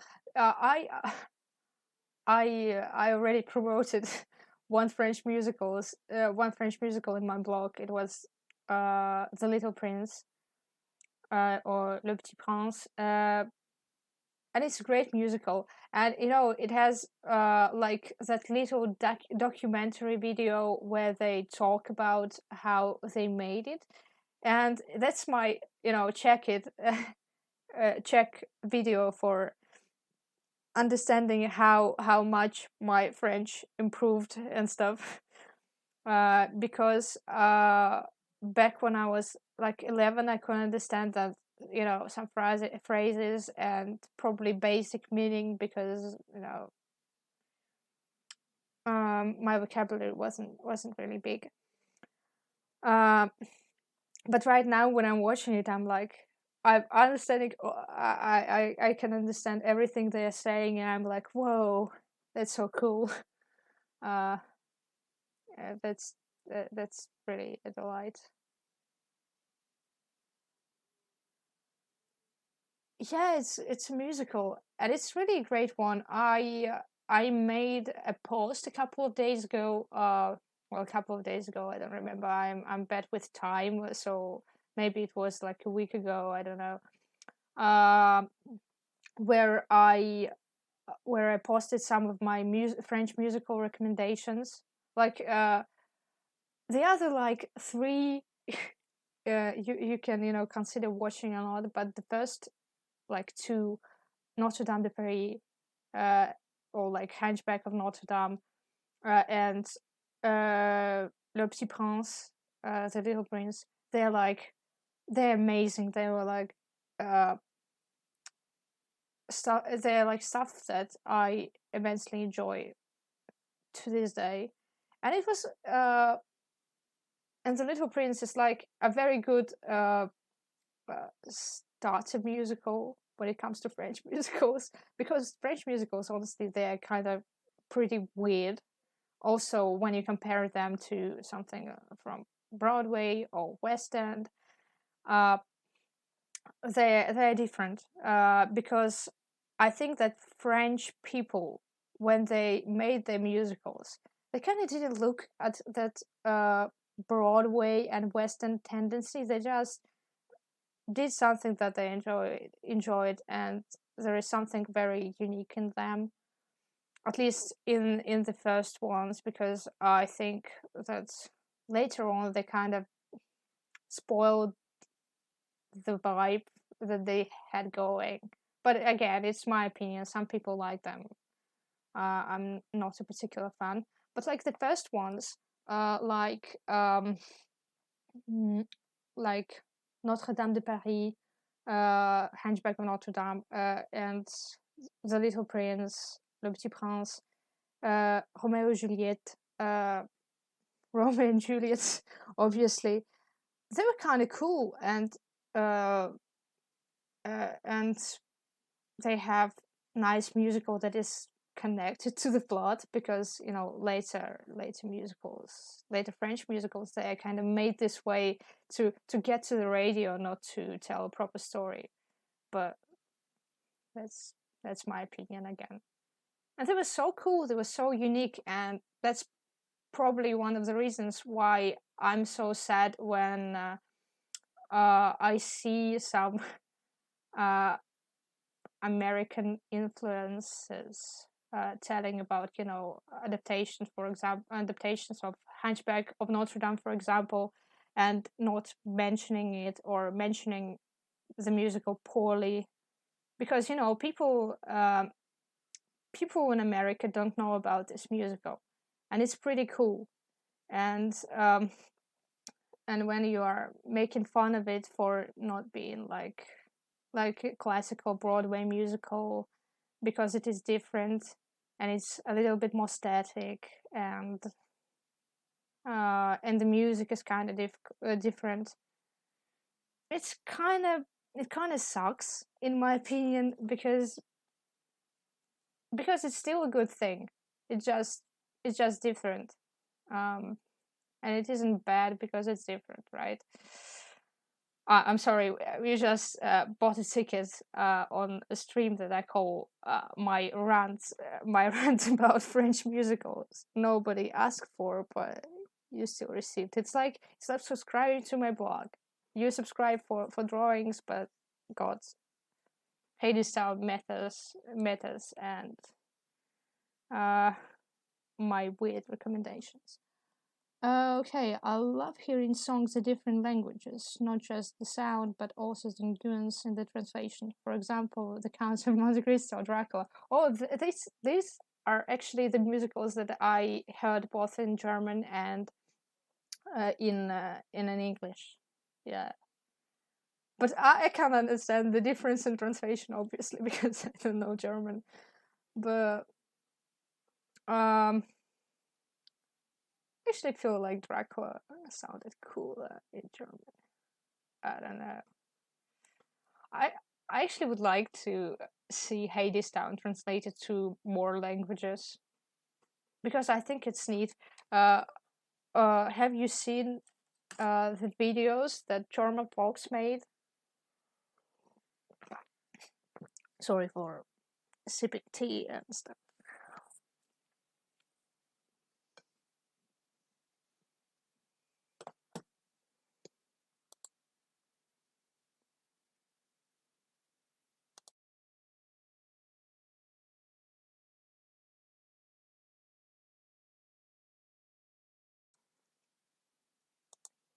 I'm sorry. Um, and they kind of translated some. They kind of did a medley, or how do you pronounce this word? I don't know. Uh, where they sang some of the songs. Again, I cannot understand the difference in translation.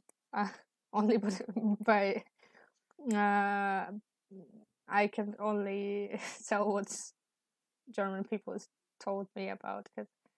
But it sounded kind of cool, and I was like, "Whoa! I would like to hear Hades sound in different languages. Like, I would be interested how it would be translated in Russian, even though I think it won't be." Which is sad. I think it's an amazing musical, and it deserves a lot of recognition. And I was interested how it would sound in French. Like, I'm a nerd. I even since I was a kid, I really enjoyed comparing songs in different uh on different languages in different Disney movies. I still enjoy it. Haven't seen those videos yet. I've got to look them up later. Uh, they're actually pretty cool. It's like a musical clip with its own storyline. And I think it's kind of neat. And and the Hades and Hades they cast is kind of a little bit creepy. He really looks insane.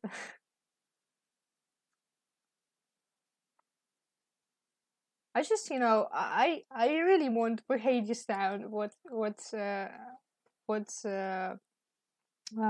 Les Miserables has going,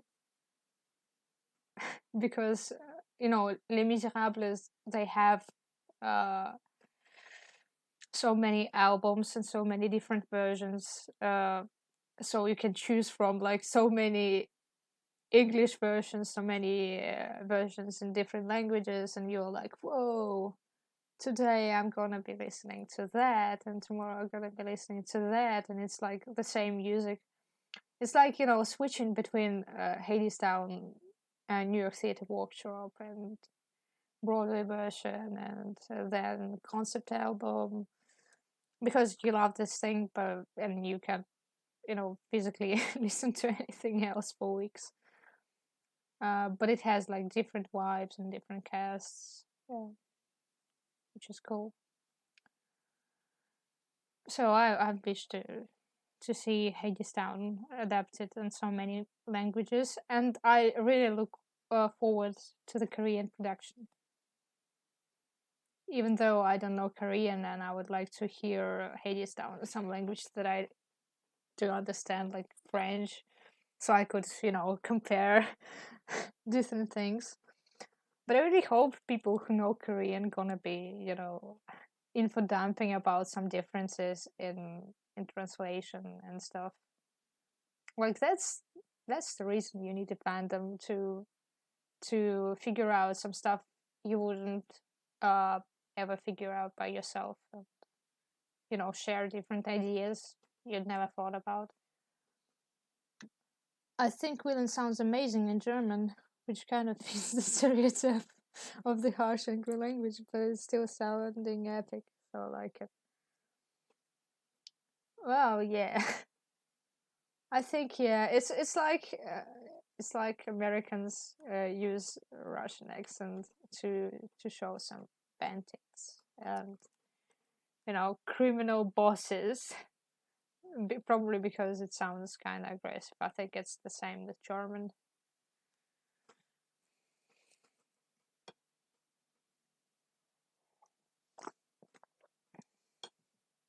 Hadestown really deserves to get well known and translated. It's great music. I think Hadestown is like one of the best musicals I've heard in my life, and I heard plenty of them. Like, not like my opinion is really bad because, at least for English speakers, because I mostly watched like German musicals and French musicals, and I don't know. It feels like English speakers don't really consider them, proper stuff and so on. But I may be wrong. I think people are more like uh, forgiving towards German musicals than to French, but whatever. And Hades was like one of those musicals that really goes a strong impression on me. Uh, and it's like, I think that for me, it's the best musicals I've ever saw. And it means a lot because I'm very bad with having top list of my favorite things, because I'm like, but this one did this great and this one did that great, so I can't put it on first place. Blah blah blah blah blah blah blah. But like Hades Tower is like beyond any concurrence for me. It's just amazing. I was in full wreck when I saw it for the first time, and uh, I'm still in a full wreck when I'm watching to this day. It's like, I think it's very unique um, in its own way. It's not to say that other musicals are not so good. No, it's just, for me, it just created a really strong impression. I also love a lot of stuff. I've been listening um, to Prince of Egypt lately, whose album I enjoy very much. I don't know, check it out if you haven't. It's super cool. Um, so like, I just really love Hades Town. It's like, I'm usually in real life. I'm trying to be not so annoying with my interests, because I know that once I get talking about something I like, I wouldn't stop for hours, as you can see. because this stream is like 2 hours long, and it's me just talking about random stuff that I'm interested in. Sorry. Right, I'm gonna open the window. Hope these kids ran off. But it's like I just don't know. I forgot what I was talking about.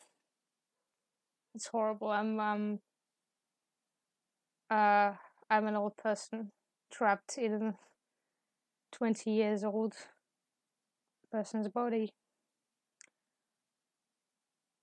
I remembered.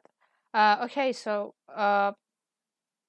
like I rarely share my interests with my family and friends, like my hyper interests. Like I usually recommend something, but not in an annoying way. Like I'm trying to make people get an impression that I'm not a nerd. Uh, uh, but with Hades Town, I even recommended it to my parents, who usually not so into admiring my interests. They usually laugh at them a bit. Uh, um, but like I enjoyed it so much that I was like, look, there is this amazing album. Look, please check it out. And I was asking my friends to check it out because it was so cool. And I even got two of my friends, if not more, to watch it, like actually sitting with me. It was so cool, uh, and they enjoyed it a lot. And what was the funniest thing when we were watching? I, till that moment, by that moment, I watched Hades Town like 2 or 3 times, and we were watching it again. And at some point, I think it was wait for me. I understand that I'm literally, my old body is just like moving forward. I'm so interested in what's happening, and I'm like, my mouth literally is open because I'm like, whoa, it's so cool, and it's a really rare impression one can get. At least it's really rare for me because I rarely rewatch stuff I like. Well, I rewatch stuff I like a lot, but I genuinely don't rewatch stuff that much. So I was like, whoa, and it felt like I was watching it for the first time, and it was so cool.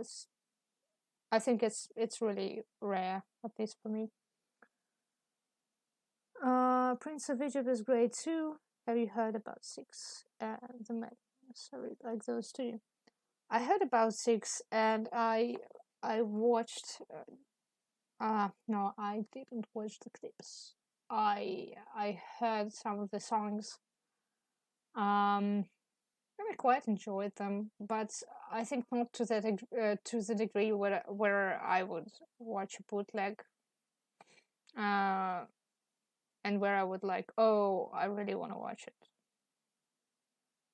But it's an enjoyable album, and I absolutely understand what people like in the musical. The Mad Ones, I've never heard about it, to be honest. I need to check it out. Also, I kind of want to check out some of Dave Malloy's musicals other than Natasha Pierre and The Great Comet. Uh, Not so long ago, I listened to the Ghost Quartet. If Sam is present, it's your fault. And it was really enjoyable. Like, it was cool. But again, I still haven't watched that recorded version that Sam sent me. Mm,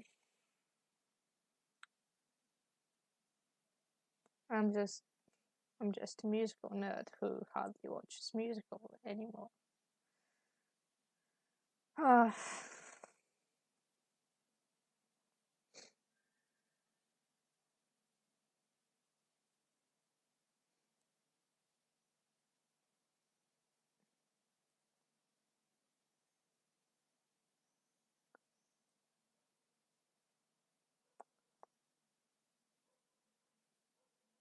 Also, sorry for the question.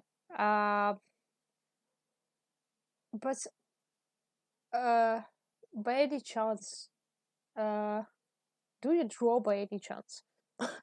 I will explain. I'm just horrible uh at recognizing people on Tumblr and in different social media, and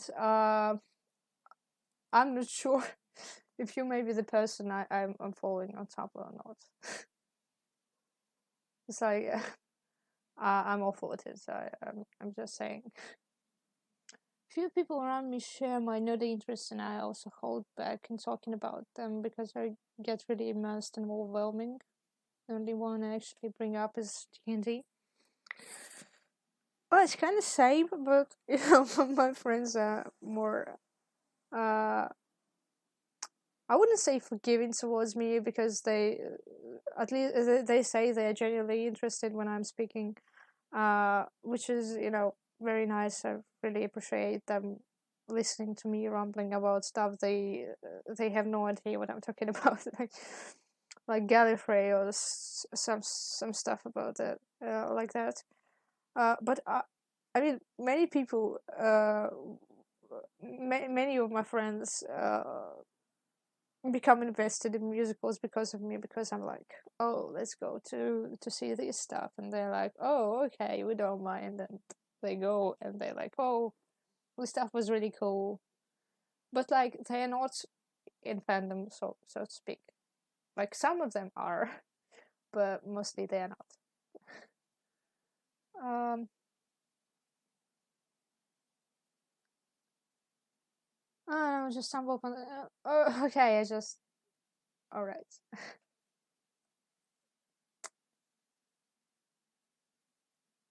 It's okay too, but I'm just sometimes I get really embarrassed when I don't recognize people. Uh,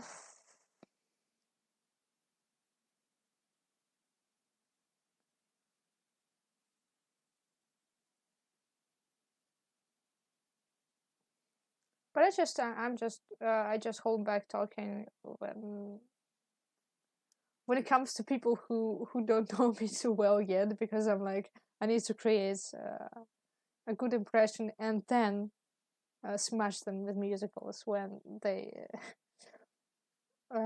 when they think that I'm a normal human being, so to speak. I'm joking, of course. Like there is nothing wrong in liking musicals. I literally enjoy them since I was, I don't know, 5, 6. Like I just really enjoyed the connection between story and music. Um, as well as I'm not a huge fan of talking to people I barely know about me drawing for some reason. Um, but I mean, I guess it's also a personal choice.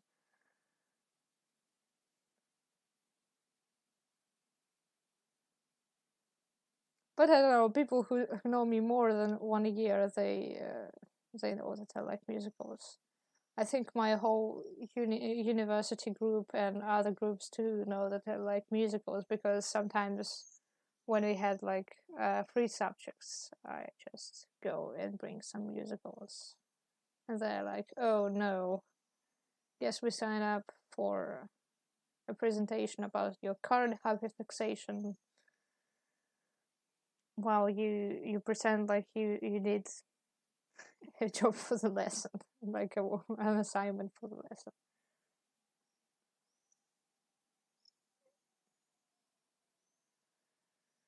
Uh,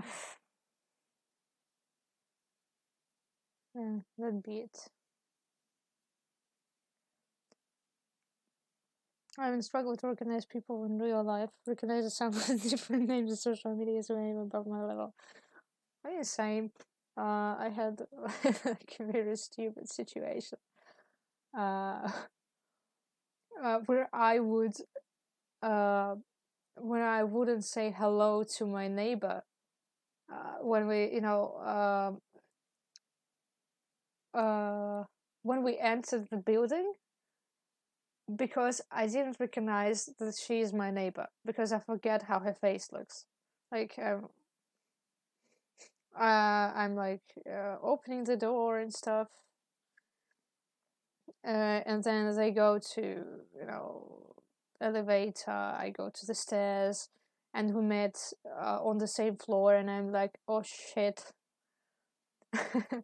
I didn't say hello because I thought that we don't know each other, and we knew each other. It's just really awkward. It happened like 2 times lately. It's like it's very uncomfortable. I also have a really bad memory for names, so and in different social apps sometimes you can't recognize people. Like sometimes when you know their real names, it's easier. But apart from that, no. If you have the same name, you're recognized. If you have different names, I'm sorry. I'm just I don't have a brain space and guessing capabilities to understand you're the same person. Um,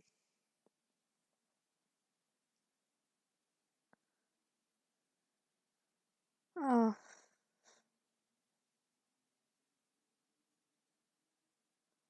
I'm like I'm like Hades in the Hades Town universe. Like have a nickname for anybody, like boy, girl, lover.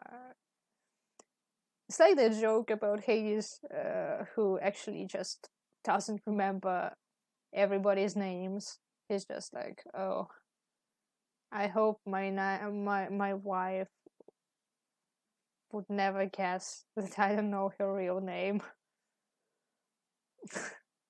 But it's like, I still hope one day there'll be a crack fic with that plot line. But when they met, Hades asked for her name, and she was like, "My name is Cora," and he was like, "Oh, it's the girl named Girl." Guess I will go with that. And from this day on, he just called her lover and all.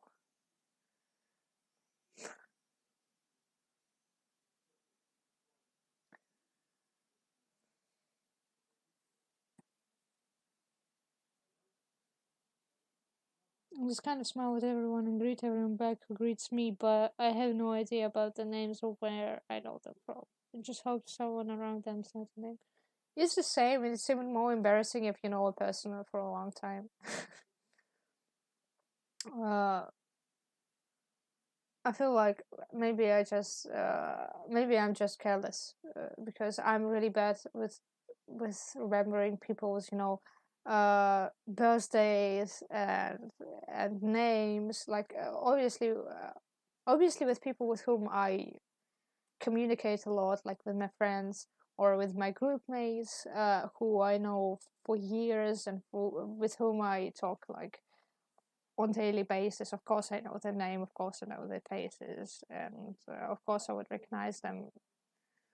But with people with whom I do not communicate daily, and whose faces and names I can't bring together, uh, because we don't see each other on daily basis.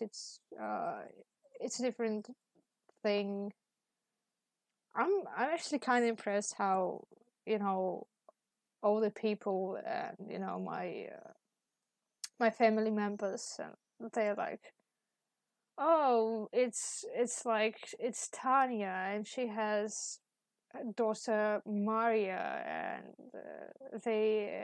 and they have a flat somewhere there, and like, how do you know that stuff? And their birthday is like the 15th of April, and you're like, wow. How do you keep this information? Because like how I want to have this superpower too, but if someone wouldn't write a post that's just like it's my birthday today, or I won't get notification like certain person has their birthday today, I would never know. Like at maximum I know that it's like this month, and I'm terribly embarrassed. It's not a good thing. I know it's it's probably kind of sounds really careless. Um, but I would forget my own birthday if I if I didn't know it's like the last day of summer. I would forget it. Like lately, I forgot that how old I am because I probably couldn't care less. Uh,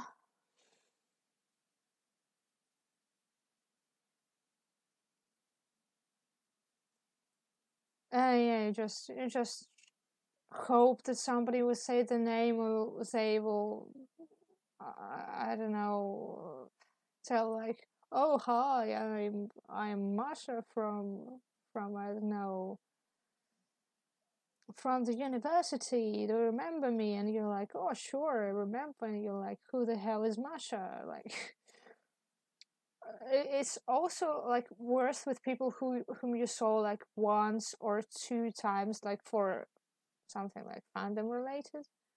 Uh, and sometimes they see you and they recognize you, and you're like, oh, nice to meet you. And you're like, I don't remember where we met actually. Like, but then sure, if I'm reminded of the place, I can't remember who it may be, but sometimes I'm like super clueless, and and I feel really embarrassed. uh, um all family members know so much, and I only see most of them like once a year and get so embarrassed that I don't even remember their name. uh, yeah, completely understand.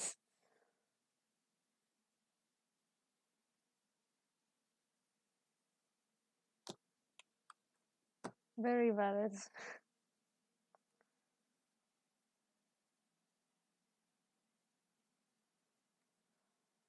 Like lately, I thought that I'm like 23, and I got really scared because I'm like, I'm 23. How could I miss a whole year when I was 22? And then I understand that I've never been 22 yet. Like, whew, that that was a trip.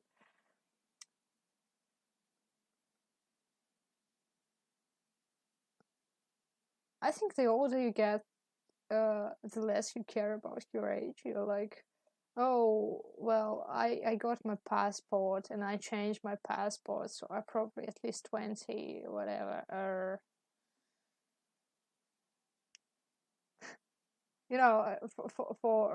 I'm kind of like, I'm not, I'm at least 14 because I got a passport. I'm at least 18 because I can buy alcohol in a shop with passport.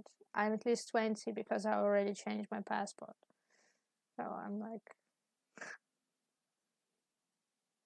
I'm aware, but not really.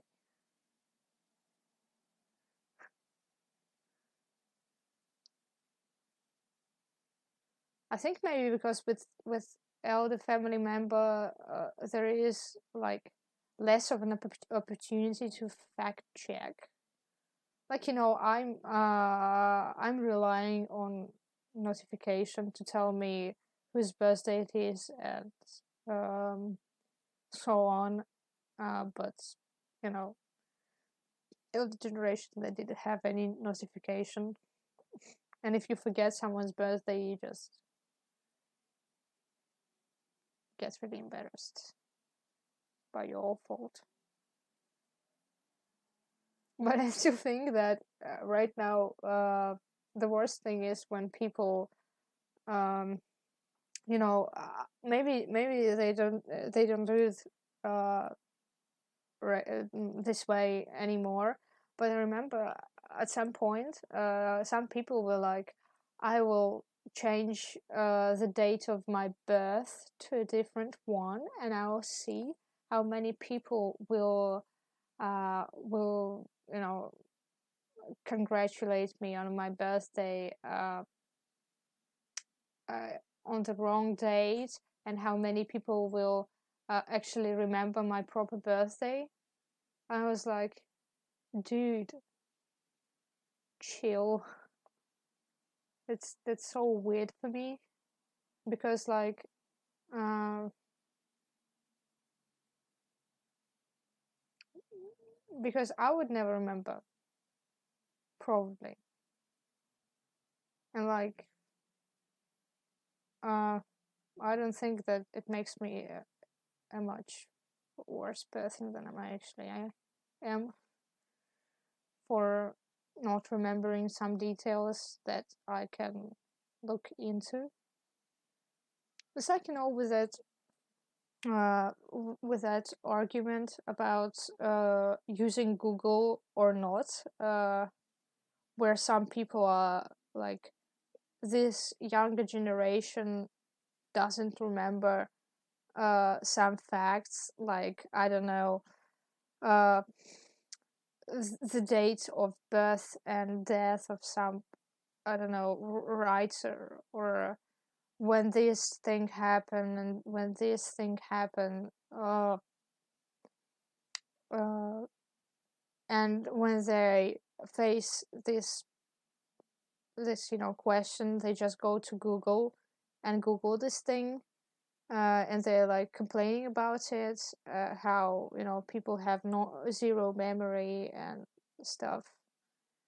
But I think that it's okay. It's not an information that you need uh, for your daily life. So why would you? Why would you just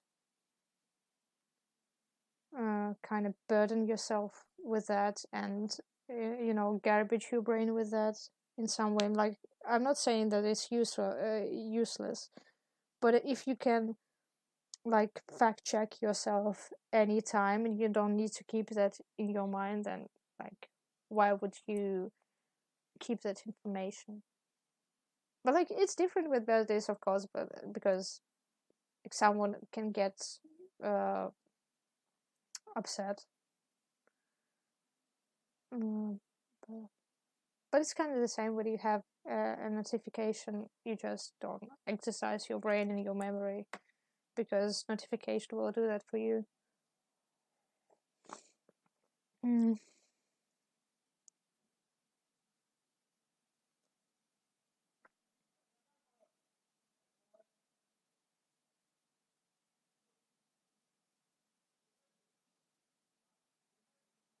Yeah, I feel that if you don't remember something, it doesn't mean you're like a bad person. Like if I see that someone's birthday is like this week, and if someone invites me like to go to their party in next few days, of course I will bring presents. I will do my best to make that a good day for them. But like maybe I wouldn't remember if somebody wouldn't remind me about that. I'm like, I also have a very a very weird time perception. uh also when I don't have a proper schedule, like I have no idea what day of the week is. Okay, well, I know what day of the week because tomorrow is Sunday and tomorrow there is a Kid Boggett stream. Like It's the only time perception I have.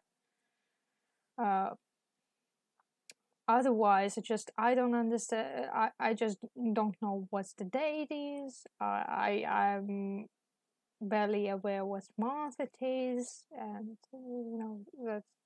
that kind of stuff. It always abused me when I was at school, because at school, every day you are asked what date it is, and for me it was always a miracle, a mystery, because I'm like, I couldn't remember for the sake of it what date it is, even though I heard the previous day, the previous date yesterday. uh, like, maybe I'm just not paying enough attention to details, that kind of stuff. But again,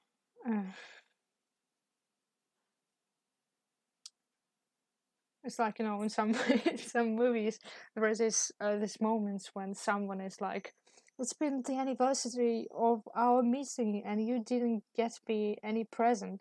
That wouldn't be a problem for me. Like, I wouldn't sell that to my partner, because I would be the person who wouldn't remember the anniversary. And it's always so weird for me when I see that this in films.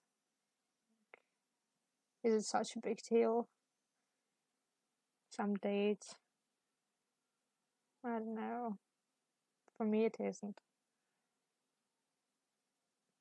Also, sometimes when I need to congrat a person, I'm like, oh, it's too early in the evening. I will do it a little bit later. Then I forget, and I usually say happy birthday a few the next day, or maybe a few days later, because I have like a hole in my head and I forget stuff, like basic stuff. Yeah. Me and my incredibly well memory.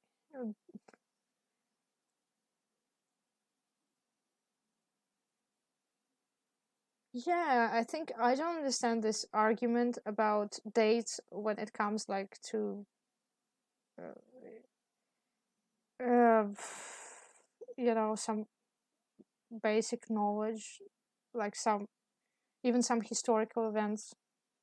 Um, like, some people remember really well uh, where the ancient Russia. I don't know how it is um, spelled properly. Rus um, took Christianity, and like, I don't think I need this knowledge in my life. Like, I can live without it most of the time. Like, the only moments in my life when I needed it is when some university professor was like, "Oh, and how many of you remember that?" Like, I don't remember. I will Google it if I need it. Like, it's it's not as remember as as knowledge that you probably shouldn't put you know water on your electricity stuff. It's probably a much needed knowledge than than whether or not it was this year or that year.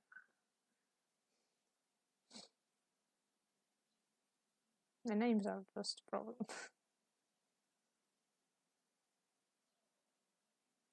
I feel like in Russian way, where you had to address people by their like name and their father's name, and um it's kind of tricky because I easily forget this sort of stuff. Oh,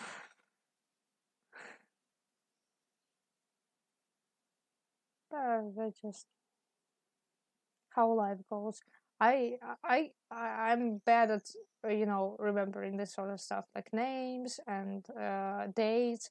I'm good at remembering general concept, and I can remember names, but only for the things I'm like super duper interested about.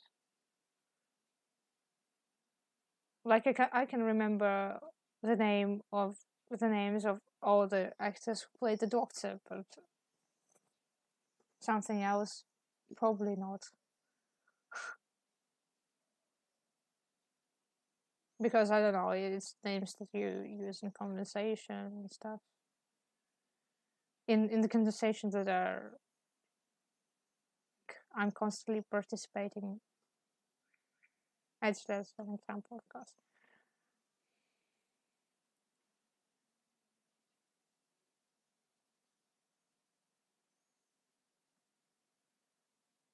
Oh, we're almost 3 hours in. Thanks for staying for so long and listening to my rambling. But I think another half hour and I'll probably finish. Like, not finish the picture, but finish streaming. Can't say that we did like a huge amount of stuff today, um, but I think it's pretty good. Like,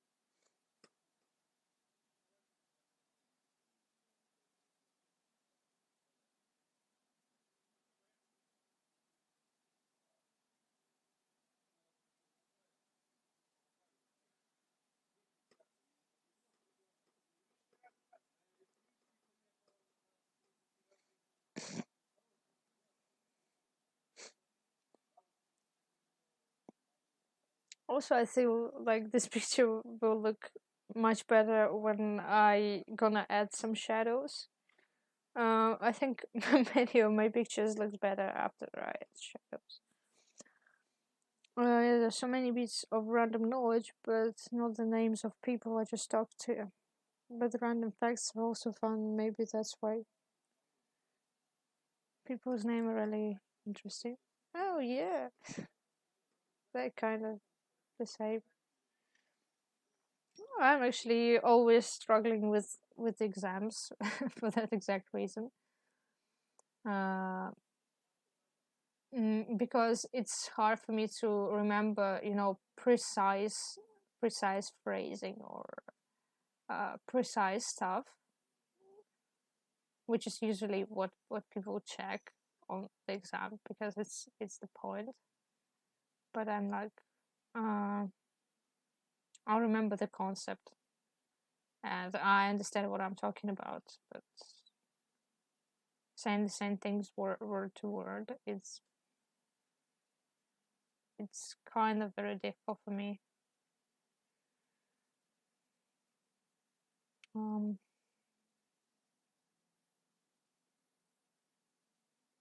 oh, thank you. Yeah, again, it's gonna look better once I put a shadow, because shadow it's kind of kind of adds to the atmosphere and stuff.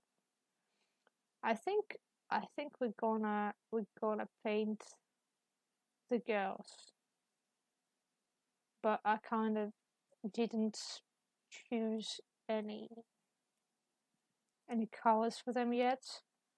But I think we'll do that. Um, to, to make people believe that we did at least something on the stream. So okay, I think I'm gonna start with Meg. Um, gonna start with Meg. I really hope the cows gonna look nice because I have a monitor that kind of shows the cows a little bit redder than they're supposed to be, and so I'm not always sure that the colors are look the way they're supposed to look. Also, now when you're looking at the picture on your tablet screen or on your phone screen, is the colors are usually a bit redder than they're supposed to look on the PC.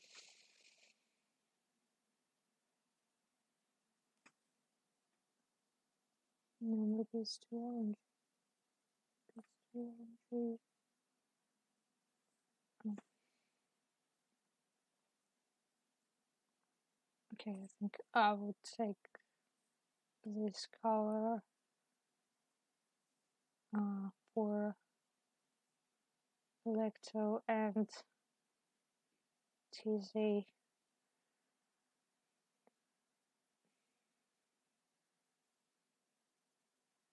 Because as far as I remember, mechs like have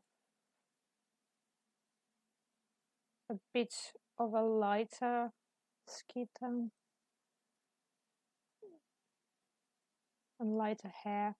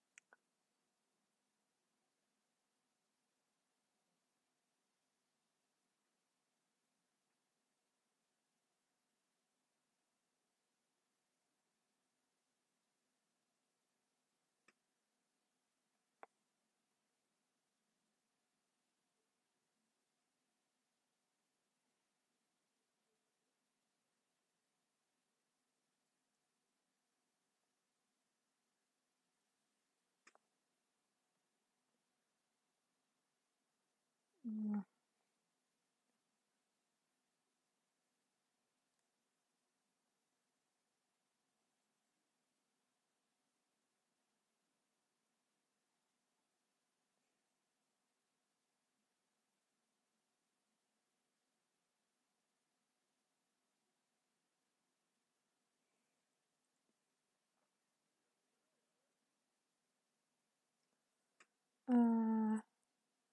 I guess. I'm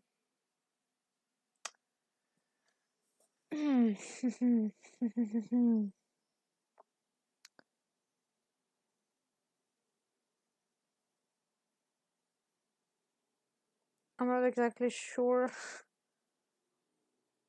what color the sock should be.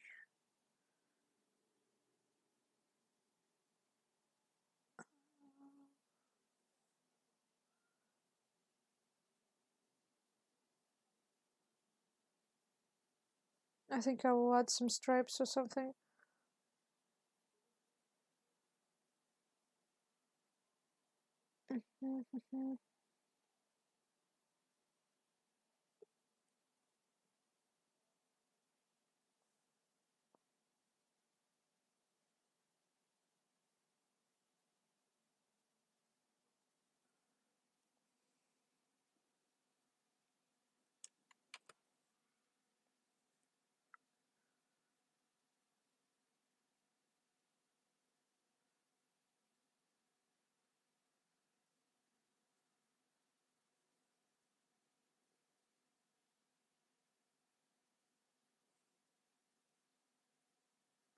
Dark green and yellow. I don't know. I'll think about it. I think that um I think I think it will depend on what color will I choose for her T-shirt.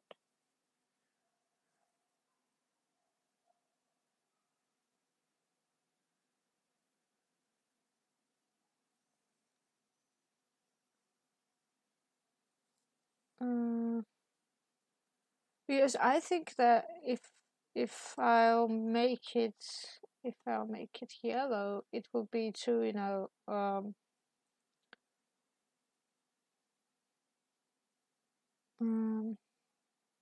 it will be too like the ball.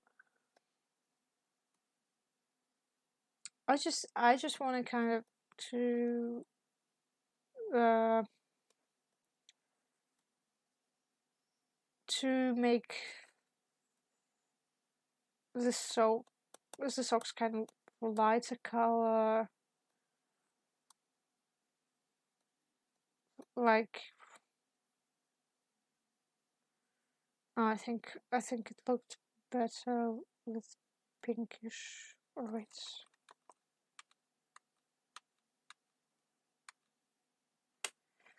Yes, I feel that they would look better with uh, lighter than like black socks and stuff. They kind of gonna look a little bit out of place. I'm trying to mostly make this picture in like warmer colors, and then I will make a cooler shadow. Wait a second. I'm gonna bring the shadow to to show you the vibe. Uh, so okay. Well, yeah. So it's like gonna be like sunlight is here and all that. Oh, we'll see. If I think it will be pretty easy to change the short color to something else a bit later. It's not such a big deal. I can, I usually draw Meg um with uh with red kind of t-shirt.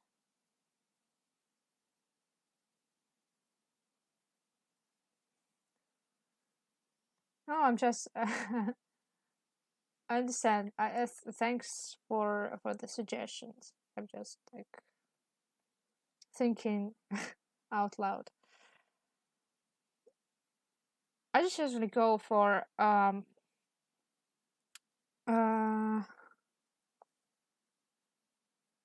uh for this kind of stuff. I just feel that uh red and green looks nice. Also, I will add some stripes. I think some striped pattern to her t-shirt, um, to make it look more interesting.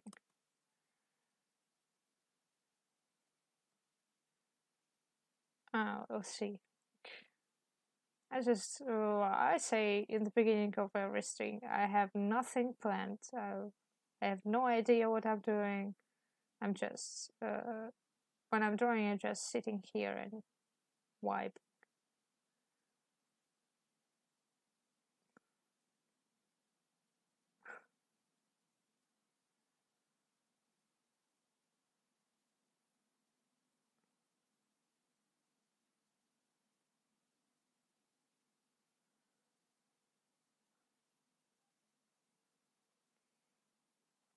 I'm just, I'm just afraid that it will be like too close in terms of colors. But, well, it's fixable. Not a big deal. Oh wait, I'm gonna save. Save.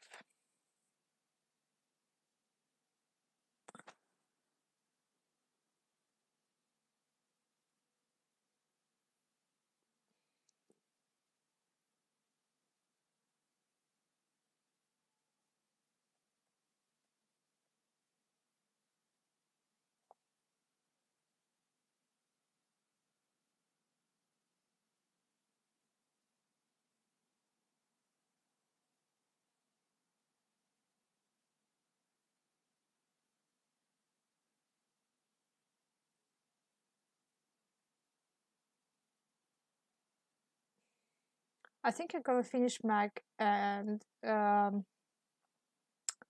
we're gonna end it there because it's like 11 p.m. Right now, and I don't want to disturb people who live with me. Like they probably don't care, but still kind of late because this stream was so very random. I just was like, oh, I wanted to make a stream after I kind of graduate because when I was preparing for the state exam, it was no time for fancies. But then this heat came, and the weather was really suffocating, so I couldn't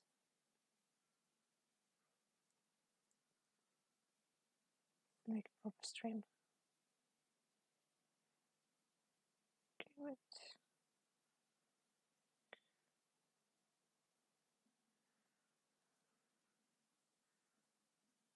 I think we can go left really fast.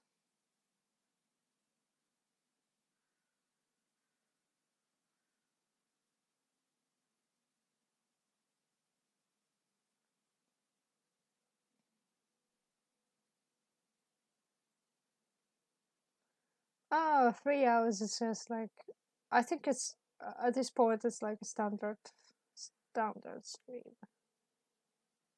because I'm usually like, oh, I gotta stream for like hour and a half or 2 hours, and usually it turns out like three and a half.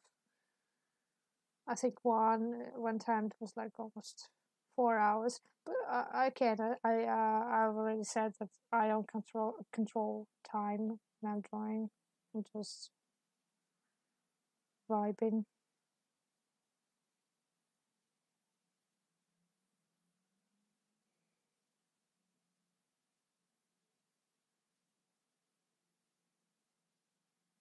Like I watched a 5 hour Doctor Who critics video as I drew because like it was 5 hour long, and I'm like,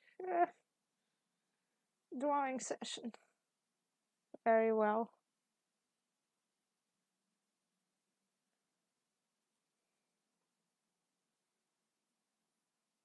Maybe took a slides one. I don't know.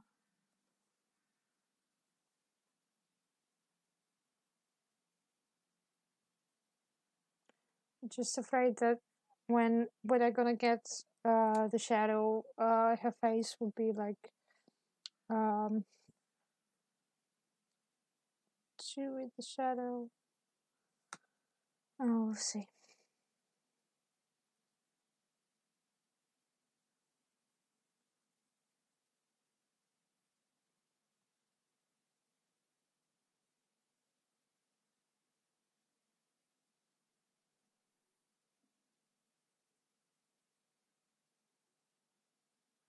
God, there are like 2 people watching who are like the most devoted people who can watch a 3 hour long stream. I'm always, fascinating when people watch stuff for so long. But like streams are good for the background noise. Oh yeah, fair point.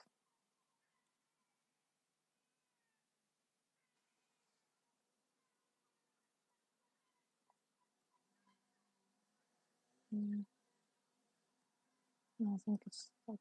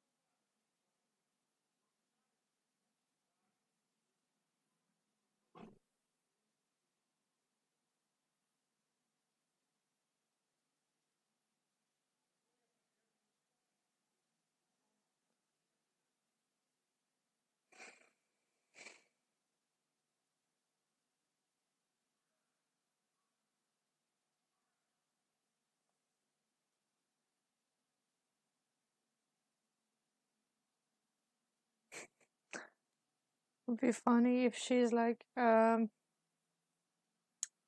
she kind of wears almost the same clothes as that correspond to the color of her horse, like this one. Uh, I think it would be kind of funny and cute, like in a kid way. Yeah.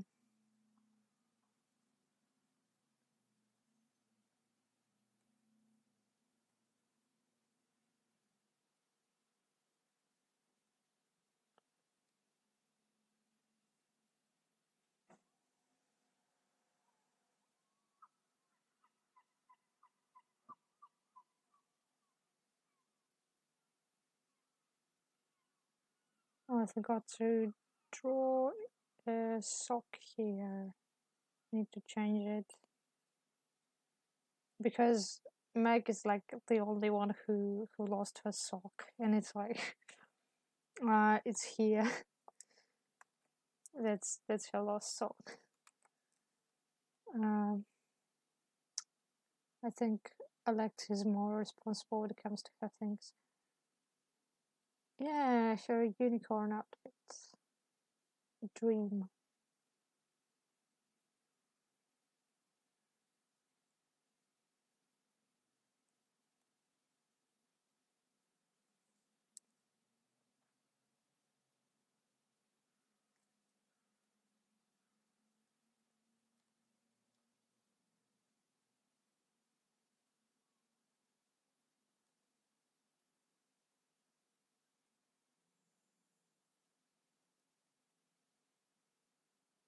I don't know. I just really like drawing 3 of them.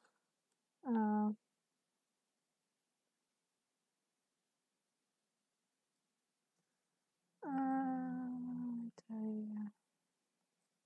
I'm gonna change. Gonna add the line while I still remember it.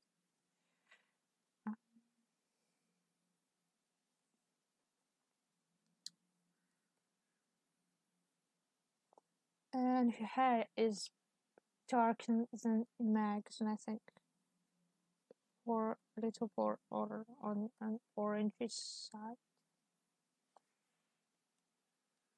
Uh,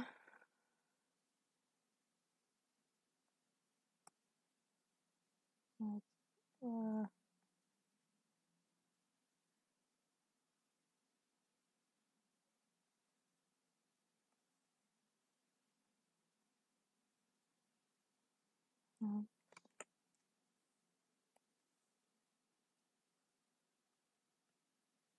I'm not doing myself a favor if if I would be, you know, uh,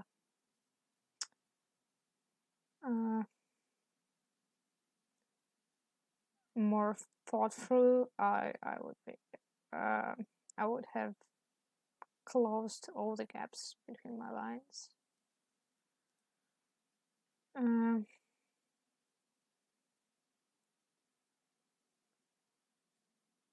so it would have saved me sometimes with coloring, but whatever.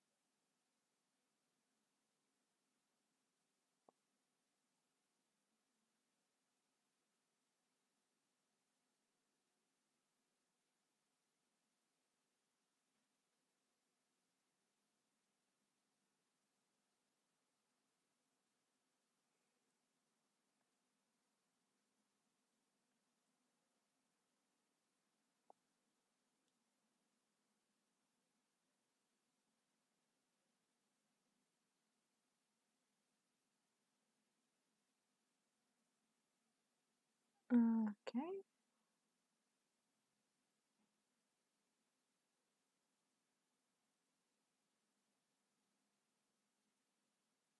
I think we are more or less done for today. Um, hello. Hello.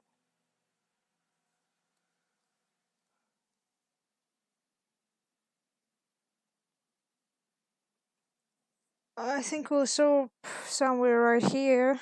Um, thanks for coming.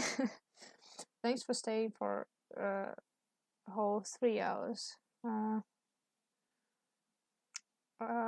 it was nice to talk and to vent about some stuff. Um, so thanks. I guess I got a stream sometime later. I don't know when yet. But I'll write. Okay, thanks. Have a good day. And I'm ending the translation in just a second.